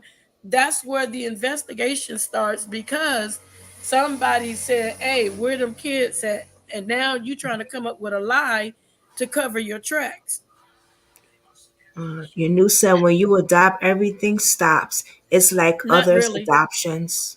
Not really. It depends on the case and the needs of the person, when they adopt them. So if there's continued support that is needed, then they could continue and help you with any type of ongoing challenges. Not every case is going to stop having a social worker come by. If the person is, like, the kid is disabled or something like that, then they're going to continually come, because they have an obligation to come and follow up and make sure that that parent is actually taking this kid to various appointments, to make sure they're getting their medication. But if the kid doesn't have any health issues or concerns and the family is getting along, then they'll normally close out and let you guys go on about your business. Wow. And You it said, varies, throughout the 50 states, which is very unfortunate as well. Yeah. And I think has a lot to do with the inconsistencies and a lot of the traumas that take place throughout that government program in general, because it's like the laws in every state are governed in a different way. They have different statutes, etc. So it gets pretty ridiculous. Yeah, she Texas says, is I'm talking really about bad. children with. She's talking about children without issues. Oh yeah, they don't normally bother unless that child decides to start acting out and cause problems. Then yeah, but if they don't have any issues, they close it out. Yeah. It's a shame because, like you said, they didn't even put an Amber Alert out on this boy. Wow. Yeah, Who they did didn't it? even put an Amber. The police? Yeah, they didn't put no Amber Alert out on him. Yeah, for the Rainmaker child. This case. Yep. Wow. Shame. That's sad. Yeah. That's sad. Well, I guess they just don't took know it at everything. value, and with the dad's big smile that he ran away and joined a gang, which is Right. ridiculous because, you know, and then you look at it in a sense like, okay, is he using that the mom was a crack cocaine addict, that somehow this child would be privy to joining a gang? Like, what was that about? And you guys just ate that up? Like, what? But here's the problem. Didn't you say that he had a speech impediment? He has some sort of disability. Normally, people that are gang members don't want people that could be a potential liability. Because if you have to go and fight in a gang war, you could possibly get us hurt because your comprehension, your speed, your ability to understand and function will compromise the mission. You may not understand, get down, or something can happen where everybody can get hurt based on your disability. So I don't see people that have a disability in gangs. So that's BS, and they should know that. Not only that, but the area, given the area that they brought him from and the area he was in when he went missing, like, where are these gangs that he joined in general? Where are they? Right. We're in proximity, you know, what? It just don't make sense. I know. Josephine said everyone needs to make sure the CPS worker is certified CPS workers. CPS workers have to make a college degree in social worker and certified of field training. And sadly, a lot of them are certified through the state. Yet, yeah, they are. Having a degree doesn't certify you to care about a child. You know, and that's why we see stuff like teachers, you know, having these relationships with these kids and, you know, fighting the children and murdering, unaliving the children. So, you know, just because you have a degree, it doesn't make you less likely to do something. That's just saying a serial killer is less likely to strike because of X, Y, and Z. Like, they don't know why. Right. And I had a friend, he signed up to be a CPS social worker, and when he went through it, he was like, the money was good, but he said no way. He said that if you work for CPS, he said, and I'm not kidding, he was very upset. He said, if you work for CPS and they find out that you like children, they will put you on the desk. They will not let you go in the field. They want someone that don't have a love or a like for children or have a connection with children. They want people that are heartless when they snatch them kids out of the homes. So he said one of the people that he met, she got pregnant, and she was one of the people that was taking kids out of homes. And then she started feeling a certain way, like, dang, I'm pregnant now. What if somebody did that to me? And when her supervisor found out that she was showing compassion, they made her stay on desk duty because they don't want people like that love kids. Like, you wouldn't make it. You wouldn't make it. You knew wouldn't make it. Nobody in this chat would make it working in the field because they want us to have zero heart. They don't want us to know what loving kids are. They be like, oh, girl, no, you're going to have to turn around. Go ahead back with your business. I think it is and exactly it's not every, what you're saying. It's the same for you, boo-boo. I think what it is that we live in a capitalistic country and everything is about money. Right. You're not going to make money having a heart and helping a family, you know, keep their children. And that's just not how that business works. They're about business and they're about money. And the best way that they can make money off these kids, they will. And they're going to take whomever they want, like you said. A heartless social worker. Yeah, it's crazy. Like, how can you not? You know, you got nieces and nephews. And so I asked this one social worker, and, you know, it really hurt. It broke her heart. I said, let's say you're a social worker. I said, let's say your daughter has your granddaughter and you love your grandbaby. And I said, and let's say that your daughter is out with your grandbaby and your grandbaby's acting up. And so what you had, like what do you call it? What's that lady, Agnes? You know, the one off of Bewitched? How nosy she was, the neighbor. Oh, I know Bewitched, but I don't know I forgot the neighbor. The lady be like, Amber, whatever his name is. And so I said, imagine you have a neighbor like that, and she called CPS and say that you hit the child and you didn't. It looked like you did. You were doing something else. and it looked like you hit the child. And I said, it looked like your daughter hit the child. And I said, and now CPS, you're a CPS social worker, right? And I said, and CPS is coming to your door to grab your grandchild. I said, and you can't do anything because they pull you off the case and tell you there's nothing you could do about it. You can't do anything. They just took your grandchild. I said, how would you feel? And she was like, oh my God, I never thought of that. I said, exactly. Exactly. I gave her something to think about. Right. That's true. You I've knew been said drinking go. water, you know. Oh, I was gonna say she said go get some water. Yeah, it's just stuff keep coming. It's coming up, and I got a cough, but it's not coming all the way, and it's like a tickle in the back of my throat. Oh, I think I know what you like. Wow, how that's What do you? insane. It's like I know what you mean. You feel like something there, but it's Yeah, not. Like a little tinkle. yeah, Yeah, yeah. yeah, and it's making me. It's They on like the right side of my throat in the back, and it keeps making me cough, and I'm like, ain't nothing there, but cough hey, drops. Get it some is. cough drops, maybe. You You know, think so? I don't ate a whole bag of Ricola. Oh my god. Uh oh, she said, wait.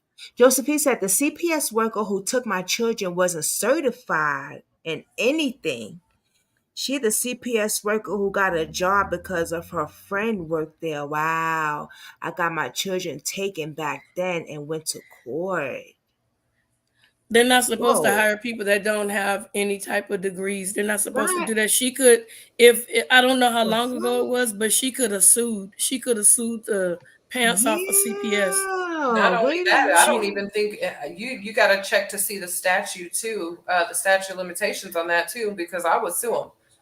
Right. Like, Yeah, hold up. She Those gotta she could kids have is sue. never going some. to forget that. So yeah, now they have to have counseling. Yeah, How long don't ago? play the How games long y'all ago play. was that? Make it about Yeah, money. How, how long ago? yeah. Uh, What the hell? how That's long ago weird. was that though? She said, I guess she said, I wish I would have. I had. Wish I sued her. How long ago was this? Many years ago.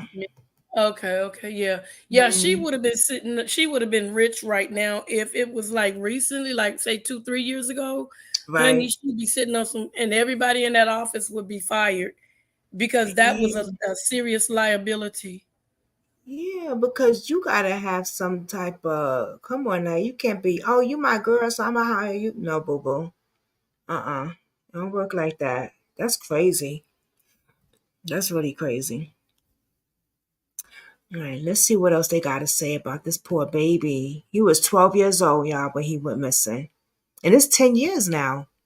And searched the entire weekend for any signs of him. They 10 followed up on any years. potential sightings, including one of a boy 11. matching his description walking on Route 29 with a backpack. But all of the leads came up empty. But search parties continued and flyers were hung up around town. And the idea that he ran away really was holding strong. The first couple of days that he was missing, people thought that really seemed like the most likely scenario. That is until Stephen refused to take a polygraph test. And what was most surprising about this is Stephen and Jocelyn had actually offered to take a polygraph test to help with the investigation to clear their name. And Jocelyn did take one, but Stephen ended up refusing and walking out of the police station. So obviously that triggers some concern that maybe Stephen knows more than he is saying. So the search continued, and weeks into the case, a lot of people in law enforcement were torn about what exactly was going on. Some people thought he was a runaway. Some people thought maybe he really did commit suicide. And some people thought that he was met with foul play.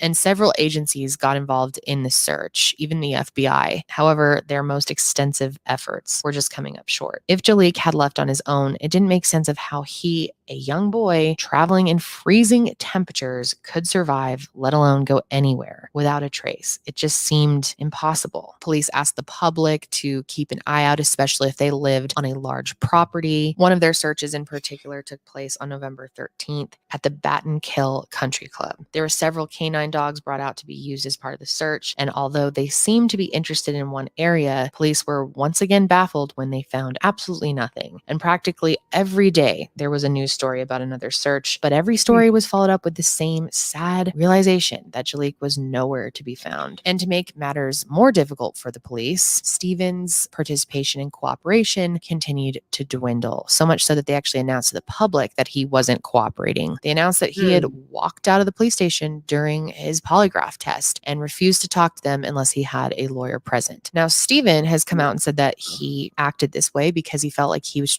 being treated unfairly by the police. But these actions have been highly scrutinized by the public. I mean, why would you not want to cooperate fully if you have a missing child, no matter how difficult and frustrating the process was? And just 4 days after the police had announced that Stephen wasn't cooperating anymore, it was also announced that they were going to be issuing subpoenas to anyone who had interviewed Stephen and Jocelyn to help determine if they were involved. They stated that any tapes of Stephen in particular may help them generate the leads that they've been looking for. One of the first tapes that the police could look at was the footage from the first vigil that was held in Jaliek's honor. It was held in November, and during it, Stephen made one of his final public statements. And not only does he state that he believes his son is still alive, he also talks about the fact that police are looking into him. But he said it was just standard procedure. I believe deep in my soul that my son Jaliek is alive and safe somewhere. Unfortunately, after November 2007, the search efforts and information going out related to Jaliek really started to die down. That doesn't mean that the police stopped entirely, but the daily searches really slowed down. The department chief actually said, realistically, I can't tear this county apart, shake it upside down, and hope that Jaliek falls out. But he did say, however, that they were going to take some time and follow up on the leads that they still had to investigate. But at this time, there was still one more scheduled search that had yet to take place. But on November 21st, search parties began looking around a campsite in Vermont. And this wasn't just any old campsite. This was an area that Stephen and Jocelyn were known to go to quite a bit. But just like all of their other searches, it appeared that with this one, nothing was found once again. And after this, the focus on their family really intensified. On December 6th, 2007, the police and the FBI decided that they were going to subpoena Stephen's phone records. They were hoping that they could analyze the data and either confirm or deny his alibi. And obviously, Stephen and Jocelyn were not happy about this and not happy that the police were looking into them. And they actually put out a statement that said, I always thought that good police work was gathering evidence and making theories based on that evidence. They continue to look for a grave that doesn't exist. The more they look, the more it shows they should be looking for a live child. But regardless of their opinion of the investigation, the police continue to do everything they could to find Jaliek, as that was their main goal. There was another search in early December that took place at a hydroelectric plant. And they were hopeful that maybe in this search, something of Jaliek's would just show up in the water system. But once again, this search yielded no results. And I feel like they burned that child's body to get rid of any DNA. I was just thinking that together. They could have thrown the ashes in the lake. Wow. Yeah, because you throw it in the lake, that water's going to flow away and there's going to be no evidence. It seems like he might have burnt that child's body to get rid of the evidence. Because think about it, if you burn something so bad, you have to have fingerprints and all that good old stuff, because all the blood and the tissues and everything, there's no way, except unless you still have like the teeth or something like that, there's no way you can identify or get DNA. But if they did a thorough job at burning that child's body, you know what I'm saying? They could have burnt it at the campsite and collected everything around the campsite, or put him in a container, burnt it, took that container, and then bones do burn. If the fire is hot enough, yes, it will. If it's hot enough, if they make a hot enough fire, them bones will burn, baby, burn. Oh. If you light a mediocre fire, just like when, like, if you have like a raging fire, like let's say if you have an apartment building Like they had a fire out here in California in an apartment building. The whole building burnt down. They couldn't, the body of the person that was in that room, they couldn't find no bones or nothing. It was just pure ashes because the Oh, fire was so intense. oh wow. So yeah, that you right, yeah.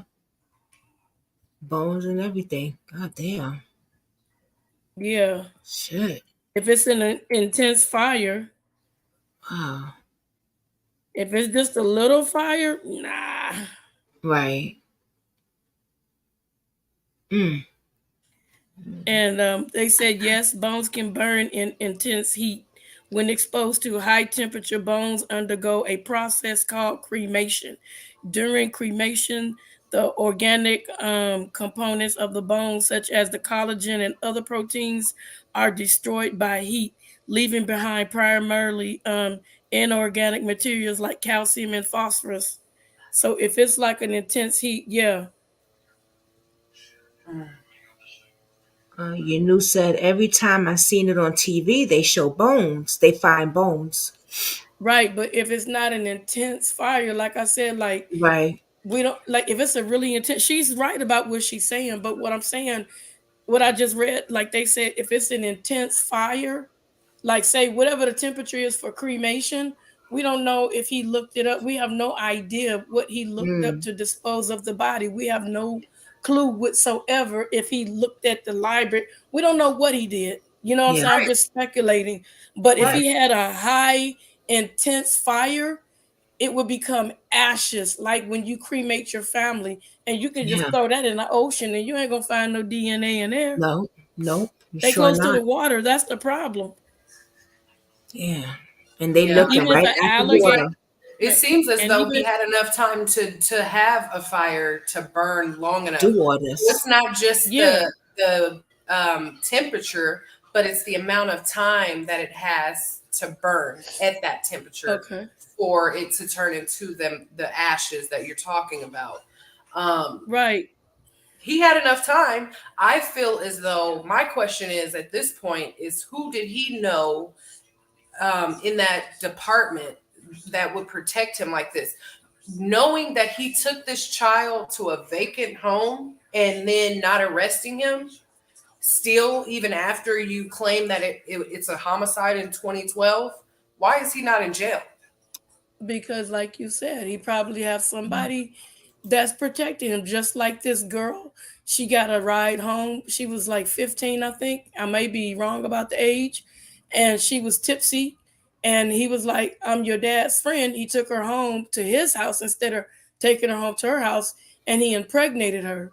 Wow. All these years that went by, the people that were in the legal system was protecting this man. They was protecting this man, and finally the case went nationwide. And so when they did the investigation, they ended up firing the sheriff. They ended up firing the judge because the judge was his friend, and they made her pay child support on a baby that he forcefully had, intimacy with her. And so she finally got justice 17 years later. So it depends who's in the court. If he knows a judge, a lawyer, if he knows a mayor, he can have all that stuff like swept.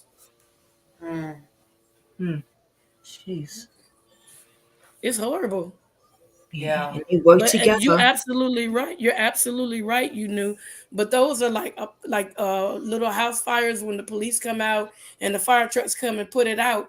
But like she said, if that fire is continuously burning and nobody's there to Yeah. stop the burning, those bones are gonna like turn to powder. And he could have put something down where they couldn't find the powder in a container and then toss the crap into the ocean. We don't know what he did. I'm just speculating. Right, right. He said jail criminal judges. Yes, indeedy, Josephine. Mm-hmm. They all stick Yep, together. They all work together. They they all work absolutely together. do. Shit. It's Let's see. corruption. It's Father. corruption, and Sure they is. wonder why we don't trust them. You know, you're not Mm-hmm. trustworthy. You say when I get in office, I'm gonna do this and I'm gonna do that, and when you get in office, you forget about the promises that you made. Yeah. You know? Yeah. And you turn just as corrupt as the next It person. really just seemed to the. I'm sorry. Go ahead, Mom. I'm Go sorry. ahead. No, go ahead. This fucking laptop, yo, it's so sensitive. If I just touch it, the goddamn thing starts to play. Go ahead.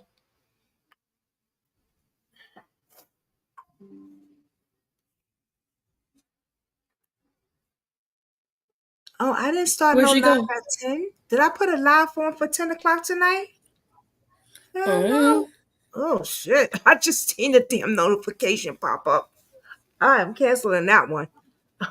Where's she at? I wanted to hear what she had to say. Oh, who? The lady that's up here with us. She not, Say about what? Cherish. Oh, I thought you was talking about something. Oh no, I was actually getting the information because I wanted to know. It was one of those things where I thought, if you burn a body long enough, of course the bones and stuff will turn into ash, because that's what cremation was. So I was trying to get the facts on it, and I did find something that said that the bones they usually go last and they become calcified, like you said, as they are exposed to the heat and they begin to flake or crumble.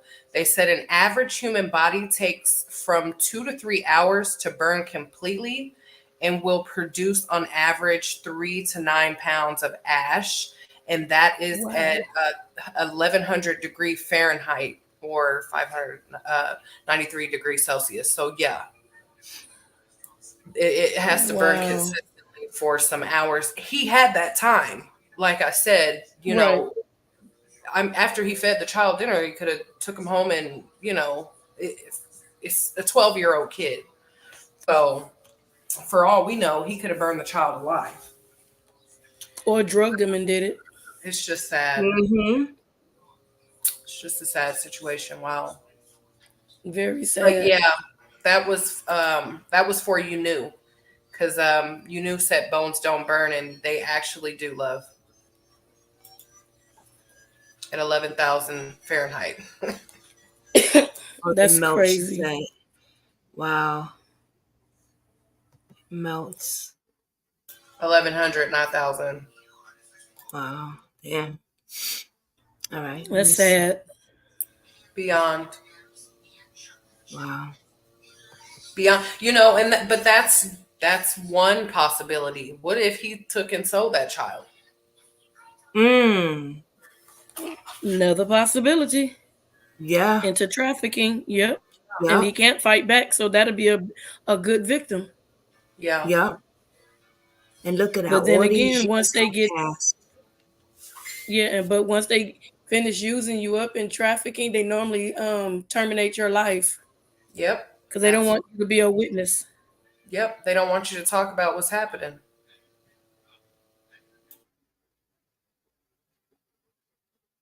Yeah.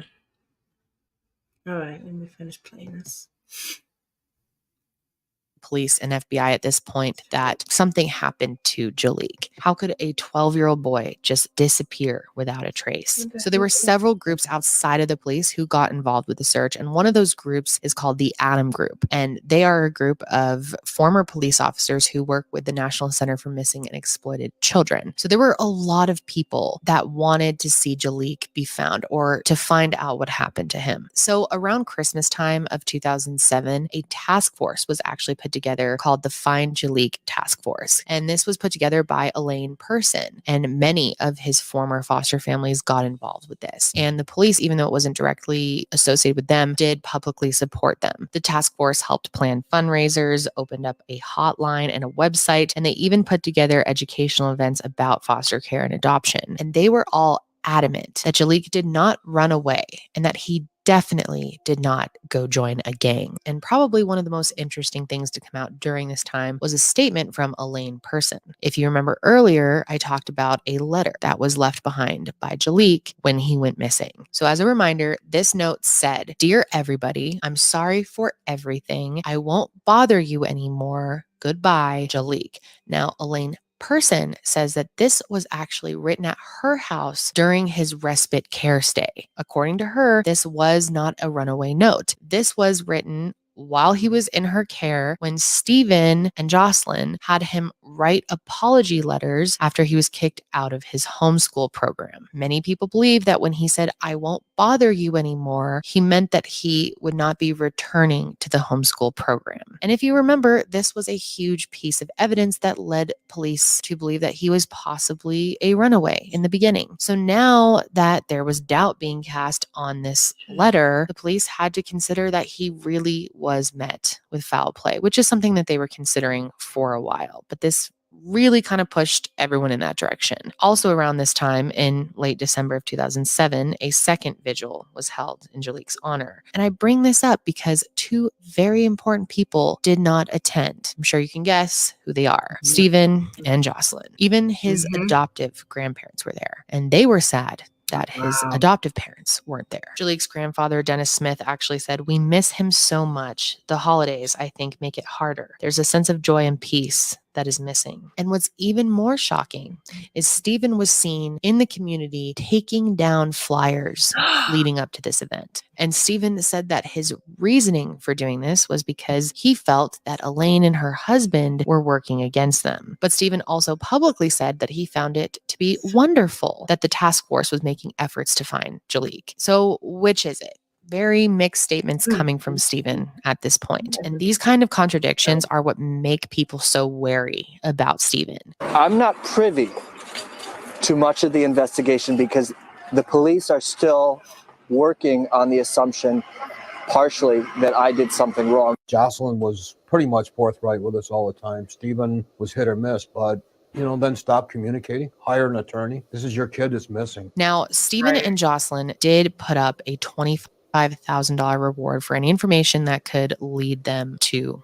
Jaliek. However, this was strange because they also said that the reward amount would go down by $5,000 every month that went by without any answers. I mean, I can see how this would possibly incentivize someone to come forward sooner, but at the same time, something feels off about it. It's really strange. I haven't heard of anyone else doing that. And I know a lot of people thought that this was just odd. So eventually New Year's came and went. And at that point, many people on the task force, including his maternal adoptive grandparents, said that they believed he was no longer alive. Barbara, his grandmother, even shared a story with the public that backed up why she felt like Jaliek was no longer alive and why Stephen may be responsible. She said that there was an incident 3 years ago in which Stephen punished Jaliek by holding his head under water. Now, this one incident obviously doesn't prove anything, and we can't even prove that it for sure happened, but it definitely brings the type of father he was into question. So that brings us to January 14th, 2008, when Stephen was officially named as a person of interest in his son's disappearance. And investigators said that they came to this conclusion because of several inconsistencies in his story. One of these inconsistencies was his whereabouts on November 1st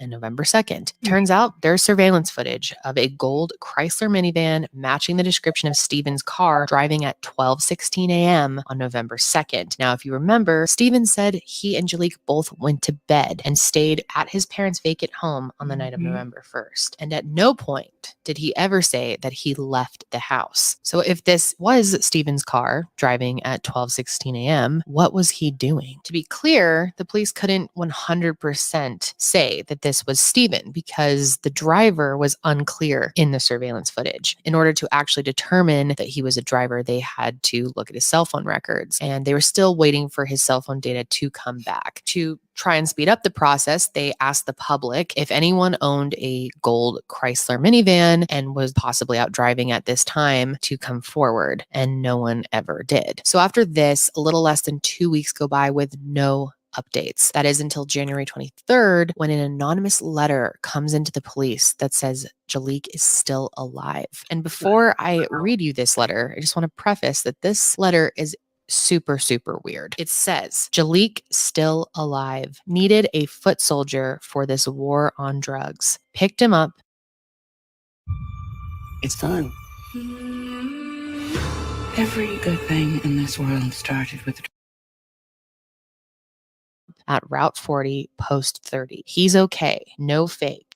He says ask his mama and papa. Who are the Macaroni family? My cat named Diamond. Why does Franti yell? Don't try to look. We are not there. Now, I'm sure you are very confused about this. So am I, and so were the police. They immediately began investigating this letter, trying to see if there was any real significance to it. They actually brought Stephen and Jocelyn into the police station to see if maybe they could make sense of some of it. But the two of them actually left when they realized that the news media was there reporting. So the Find Jaliek task force also made a public statement asking anyone who sent this letter to send a follow-up with some sort of proof that Jaliek was actually still alive. And they even put together 3 questions that they knew Jaliek would be the only one who was able to answer them if he was still alive. The questions were: 1, what did Jaliek do on Halloween night? 2, who won the foosball tournament at the Persons? 3, what did Jaliek and Brenny do in the afternoon of the day they were together? And they even provided an email that the letter writer could respond to. So while everyone is waiting for any more information to come from this letter, the house of Stephen and Jocelyn, which is now vacant, was searched. This was in early February, and they seized several different items. And one of the items was the family computer.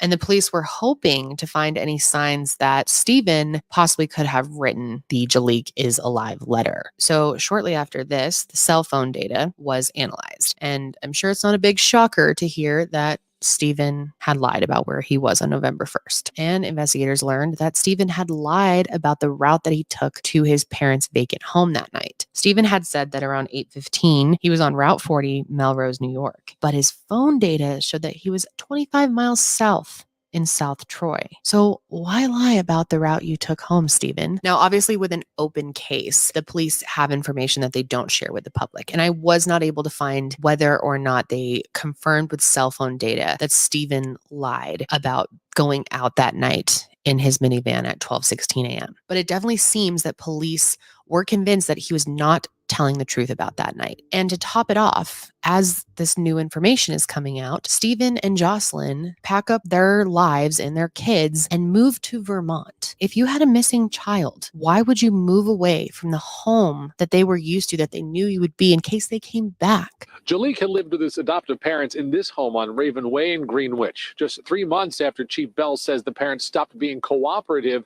they sold this home and moved to Rupert, Vermont. Luckily, during this time, there were still many people who Why the were hell they highly let them focused go? on finding Jaliek or finding out what happened to him. And one of those people was his maternal grandmother, Barb.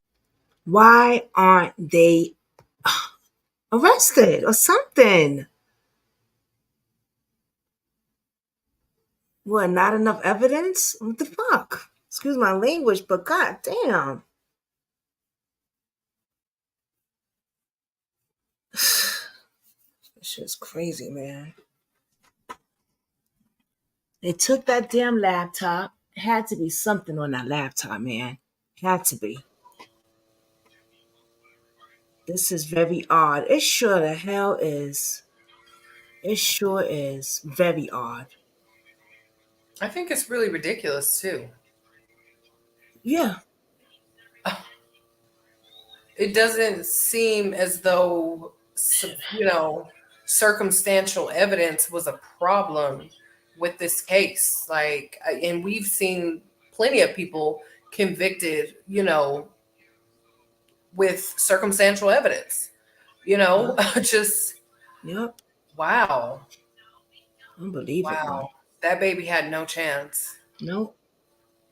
Not at all.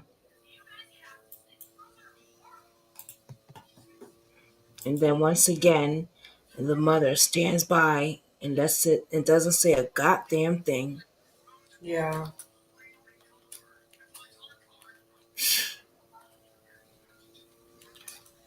Wow. What you thinking, Chair? Together. They took the laptop. He ain't arrested. I don't know. This poor baby. This poor. Oh my. This shit pisses me off, man. I think the mother was probably in on it too. Yep. She had to be. She was her husband's alibi. There's no way in hell I would move out of my house. Like you said, if the child was kidnapped or something, that child would probably find its way back home. You know what I'm saying? So I think she had something to do with it. And I believe if they asked those kids like they did in the Orrin and Orson West out here in California, I believe those kids would tell it. Yes, I was just thinking they need to speak with the children. Yeah, they sure the hell do. There's no statute of limitations on murder, though. So, you know, I mean, but then you look at stuff, you know, like the Emmett Till case, and there was a warrant that never got served, and Jesus. Yeah.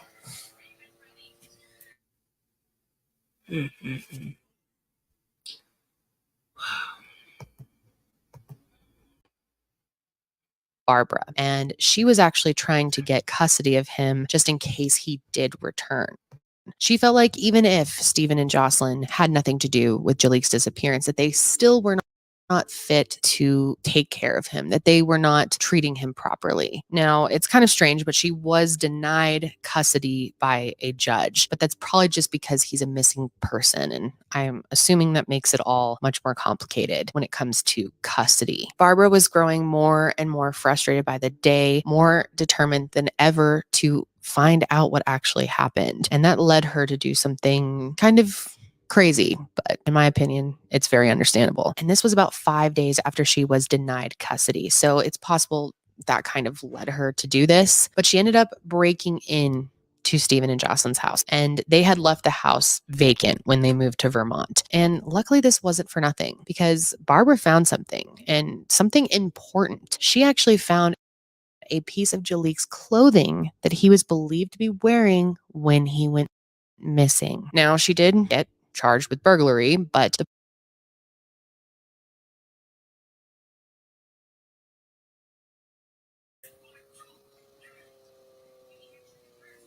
It seems as though they just got caught in every single lie they attempted to tell. Yep.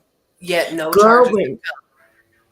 I don't know what's wrong with this thing. It's like going in circles. I didn't even pause it. The police were able to get a major piece of evidence, and they were able to get a search warrant because of this piece of evidence. They did say they weren't a fan of what she did, but at the same time, it was useful. So in the following weeks and months after this, there were more ground searches for Jaliek. However, nothing ever turned up. And eventually a year went by without any updates. But then in October of 2009, a skull was found, and people thought there was a possibility it could belong to Jaliek and might give everyone answers. However, it turns out it did not belong to him. Sadly, after this, years went by without any major updates. In 2010, the police had the opportunity to search another body of water in the Batten Kill known as the Hell Hole. They weren't able to search it before because of the dangers the water presented to divers, but when the water levels dropped, divers were able to do an extensive search. It's called Hell Hole for a reason. It's a deep gorge in the Batten Kill, Washington County,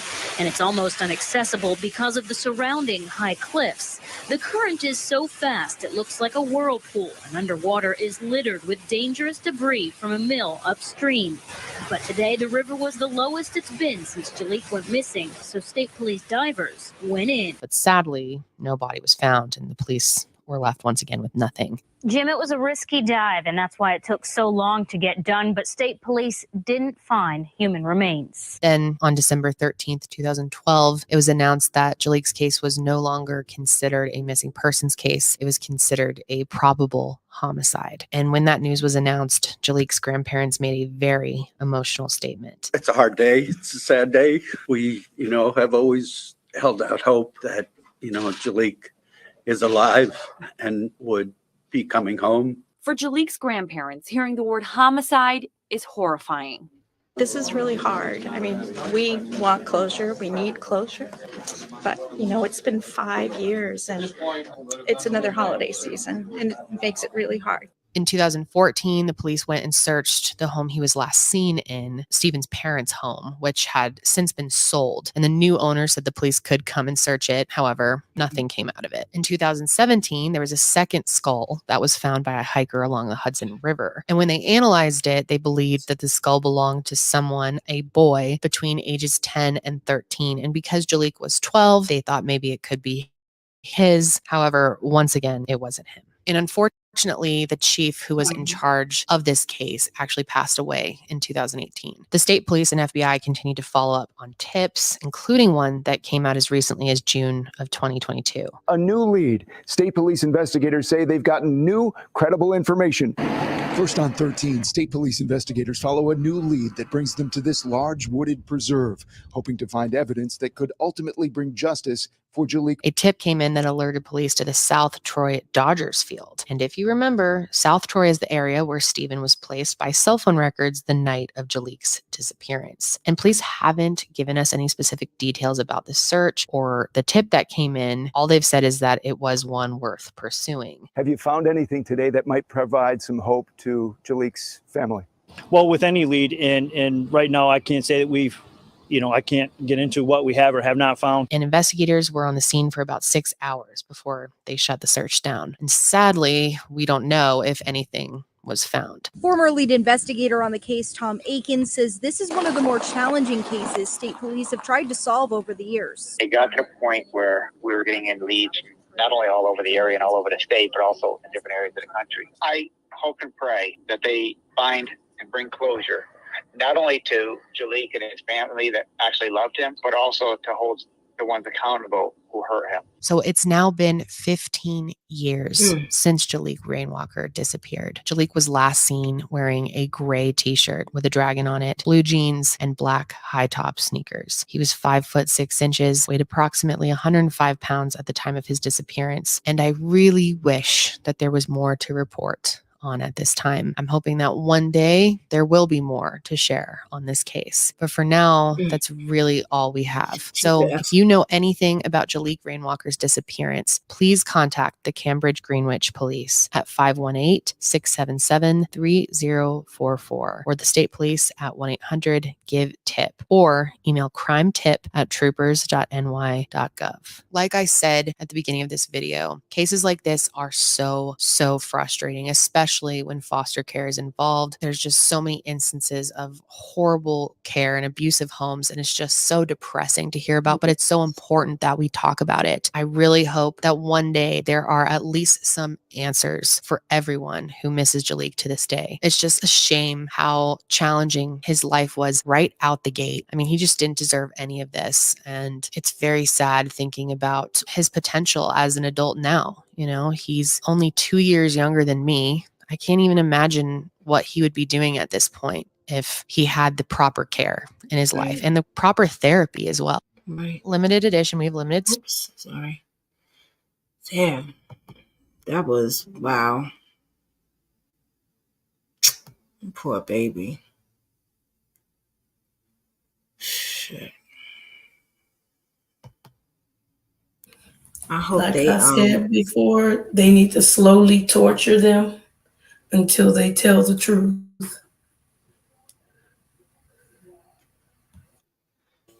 Oh, Josephine says she lives in Hudson Falls and she know where this is at. Where this is.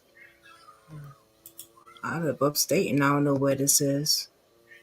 Oh, we lost somebody. Wow. You still there? Wait. We lost. What happened? Not sure. Oh, your dogs are barking. They like justice too. They said justice, baby. But thank you together. We Bray, thank you so much. Yeah, that was a lot of information. Thank you. I appreciate that. Damn, man. Somebody said, oh, you said there was a documentary on him, right? Yeah, on Paramount. I don't got Paramount though. I mean, I got it, but I'm gonna see if there's another I'm sure there's another documentary on something else. I got Netflix and Tubo or whatever that other stuff is, and Hulu and stuff like that. I'm gonna check there. But I can send you a site. Yeah, please. Yeah, I want to check it out. This was sad. I didn't know I had another live at 10 o'clock, girl. I canceled that for tomorrow. Uh-oh. I was That's so like, weird. wait. Who does that though? They offered $25,000 and then progressively took $5,000. Like they knew they were not going to spend that money. You know what I think happened in that situation? They got somebody who felt bad for them and was like, "We'll front the money." And then all of a sudden they started to take it down, and that's how they got that money and moved to Vermont.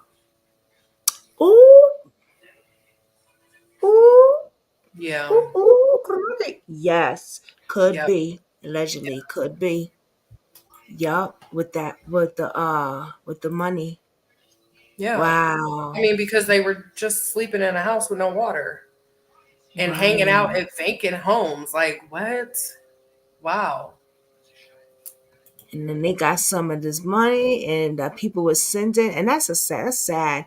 You know what's even so makes it so worse with this whole case, because these parents, the mothers, they sit by these men and watch the men do this to these babies. Well, Like, she probably sacrificed that child for her own, and that's sad, but given the understanding of what was happening to him, sort of, kind of in that home, makes you wonder what happened to his kids, and they probably are not going to be privy to talk about it. oh yeah, I know you know. I was gonna watch it at my house. Yeah. Can't show documentaries on there because they will strike your channel. No, I know, Mama. Thank you. Yeah, I was gonna watch it at home. But yeah. Yeah. Yeah, there's just too many Something things. else. Like I said, for me, it reminded me heavily about the John Benet Ramsey case. Like Oh the my parents, God. everybody knew the parents did it, but it was like, proving it. And then they just made a complete mockery of that child later on, doing all those docs and getting paid from it. And, basically, saying that they did it, but not saying that they did it. And Oh, we talked about that on here years back when I so first sad. started. Yeah. Yeah. Yeah. Wow. Wow. And you know what's crazy? When I talked about that, right? A guy came forward and said that there was a guy, there was like an update on the case, like a year ago, I believe. Did you Mhm. hear about that? Yeah, I'm from Colorado, so I Oh, okay. follow About heavily. somebody came forward. Well, somebody claimed that the child was sold to them, but that's another thing that these parents didn't have in common with the Ramseys. They were wealthy. So it was very easy for them to hide the crime that they, committed against their child. And everybody, they knew, like the governor, everybody. So I don't know. I'm very interested in knowing who these people know, because they know somebody. Yeah, I They want to have dig to. into this. They have Okay. to. They even stated in 2012 that basically this guy is the prime suspect. So again, Right.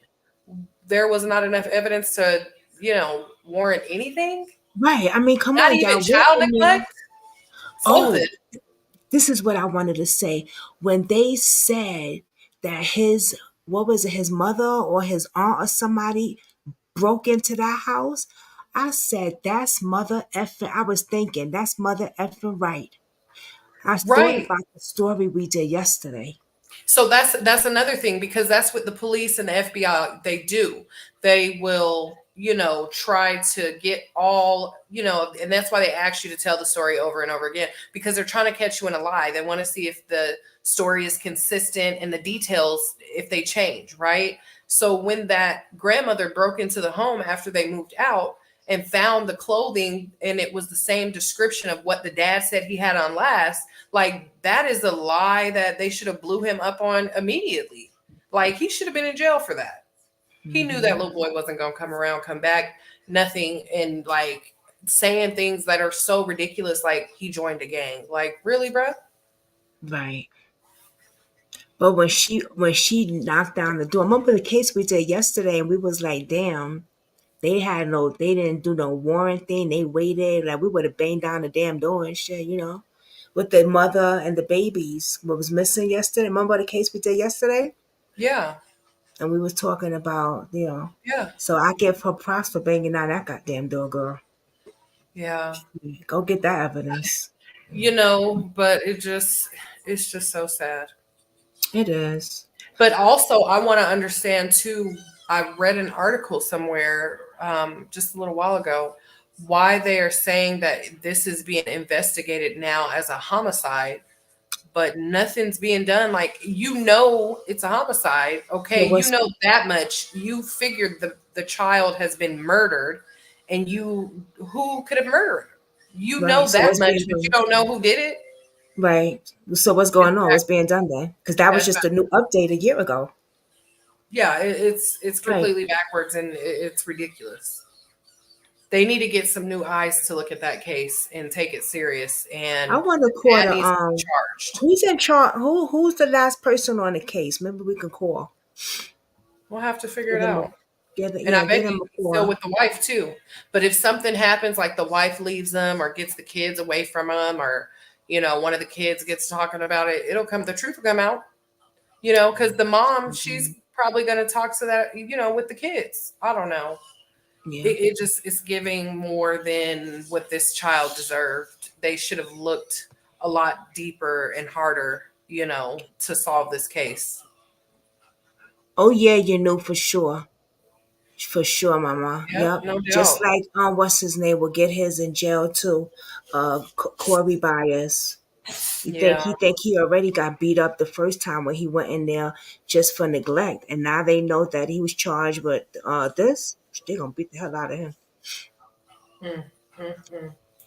But y'all, thank y'all for joining. I appreciate it. We're gonna end it We're gonna end it, and I'm gonna see y'all tomorrow. I want to definitely look into this case. Like, yeah, I want to dig into the dad. He walking around town like it ain't sweet. Yeah, let's get him to get investigated. Okay. Yeah, let's get him to get investigated. Fuck that. No, I'm not doing the other live. I just canceled that to tomorrow, girl. I forgot about that. I looked on the thing, the notification popped up on the thing right here, and I said, what?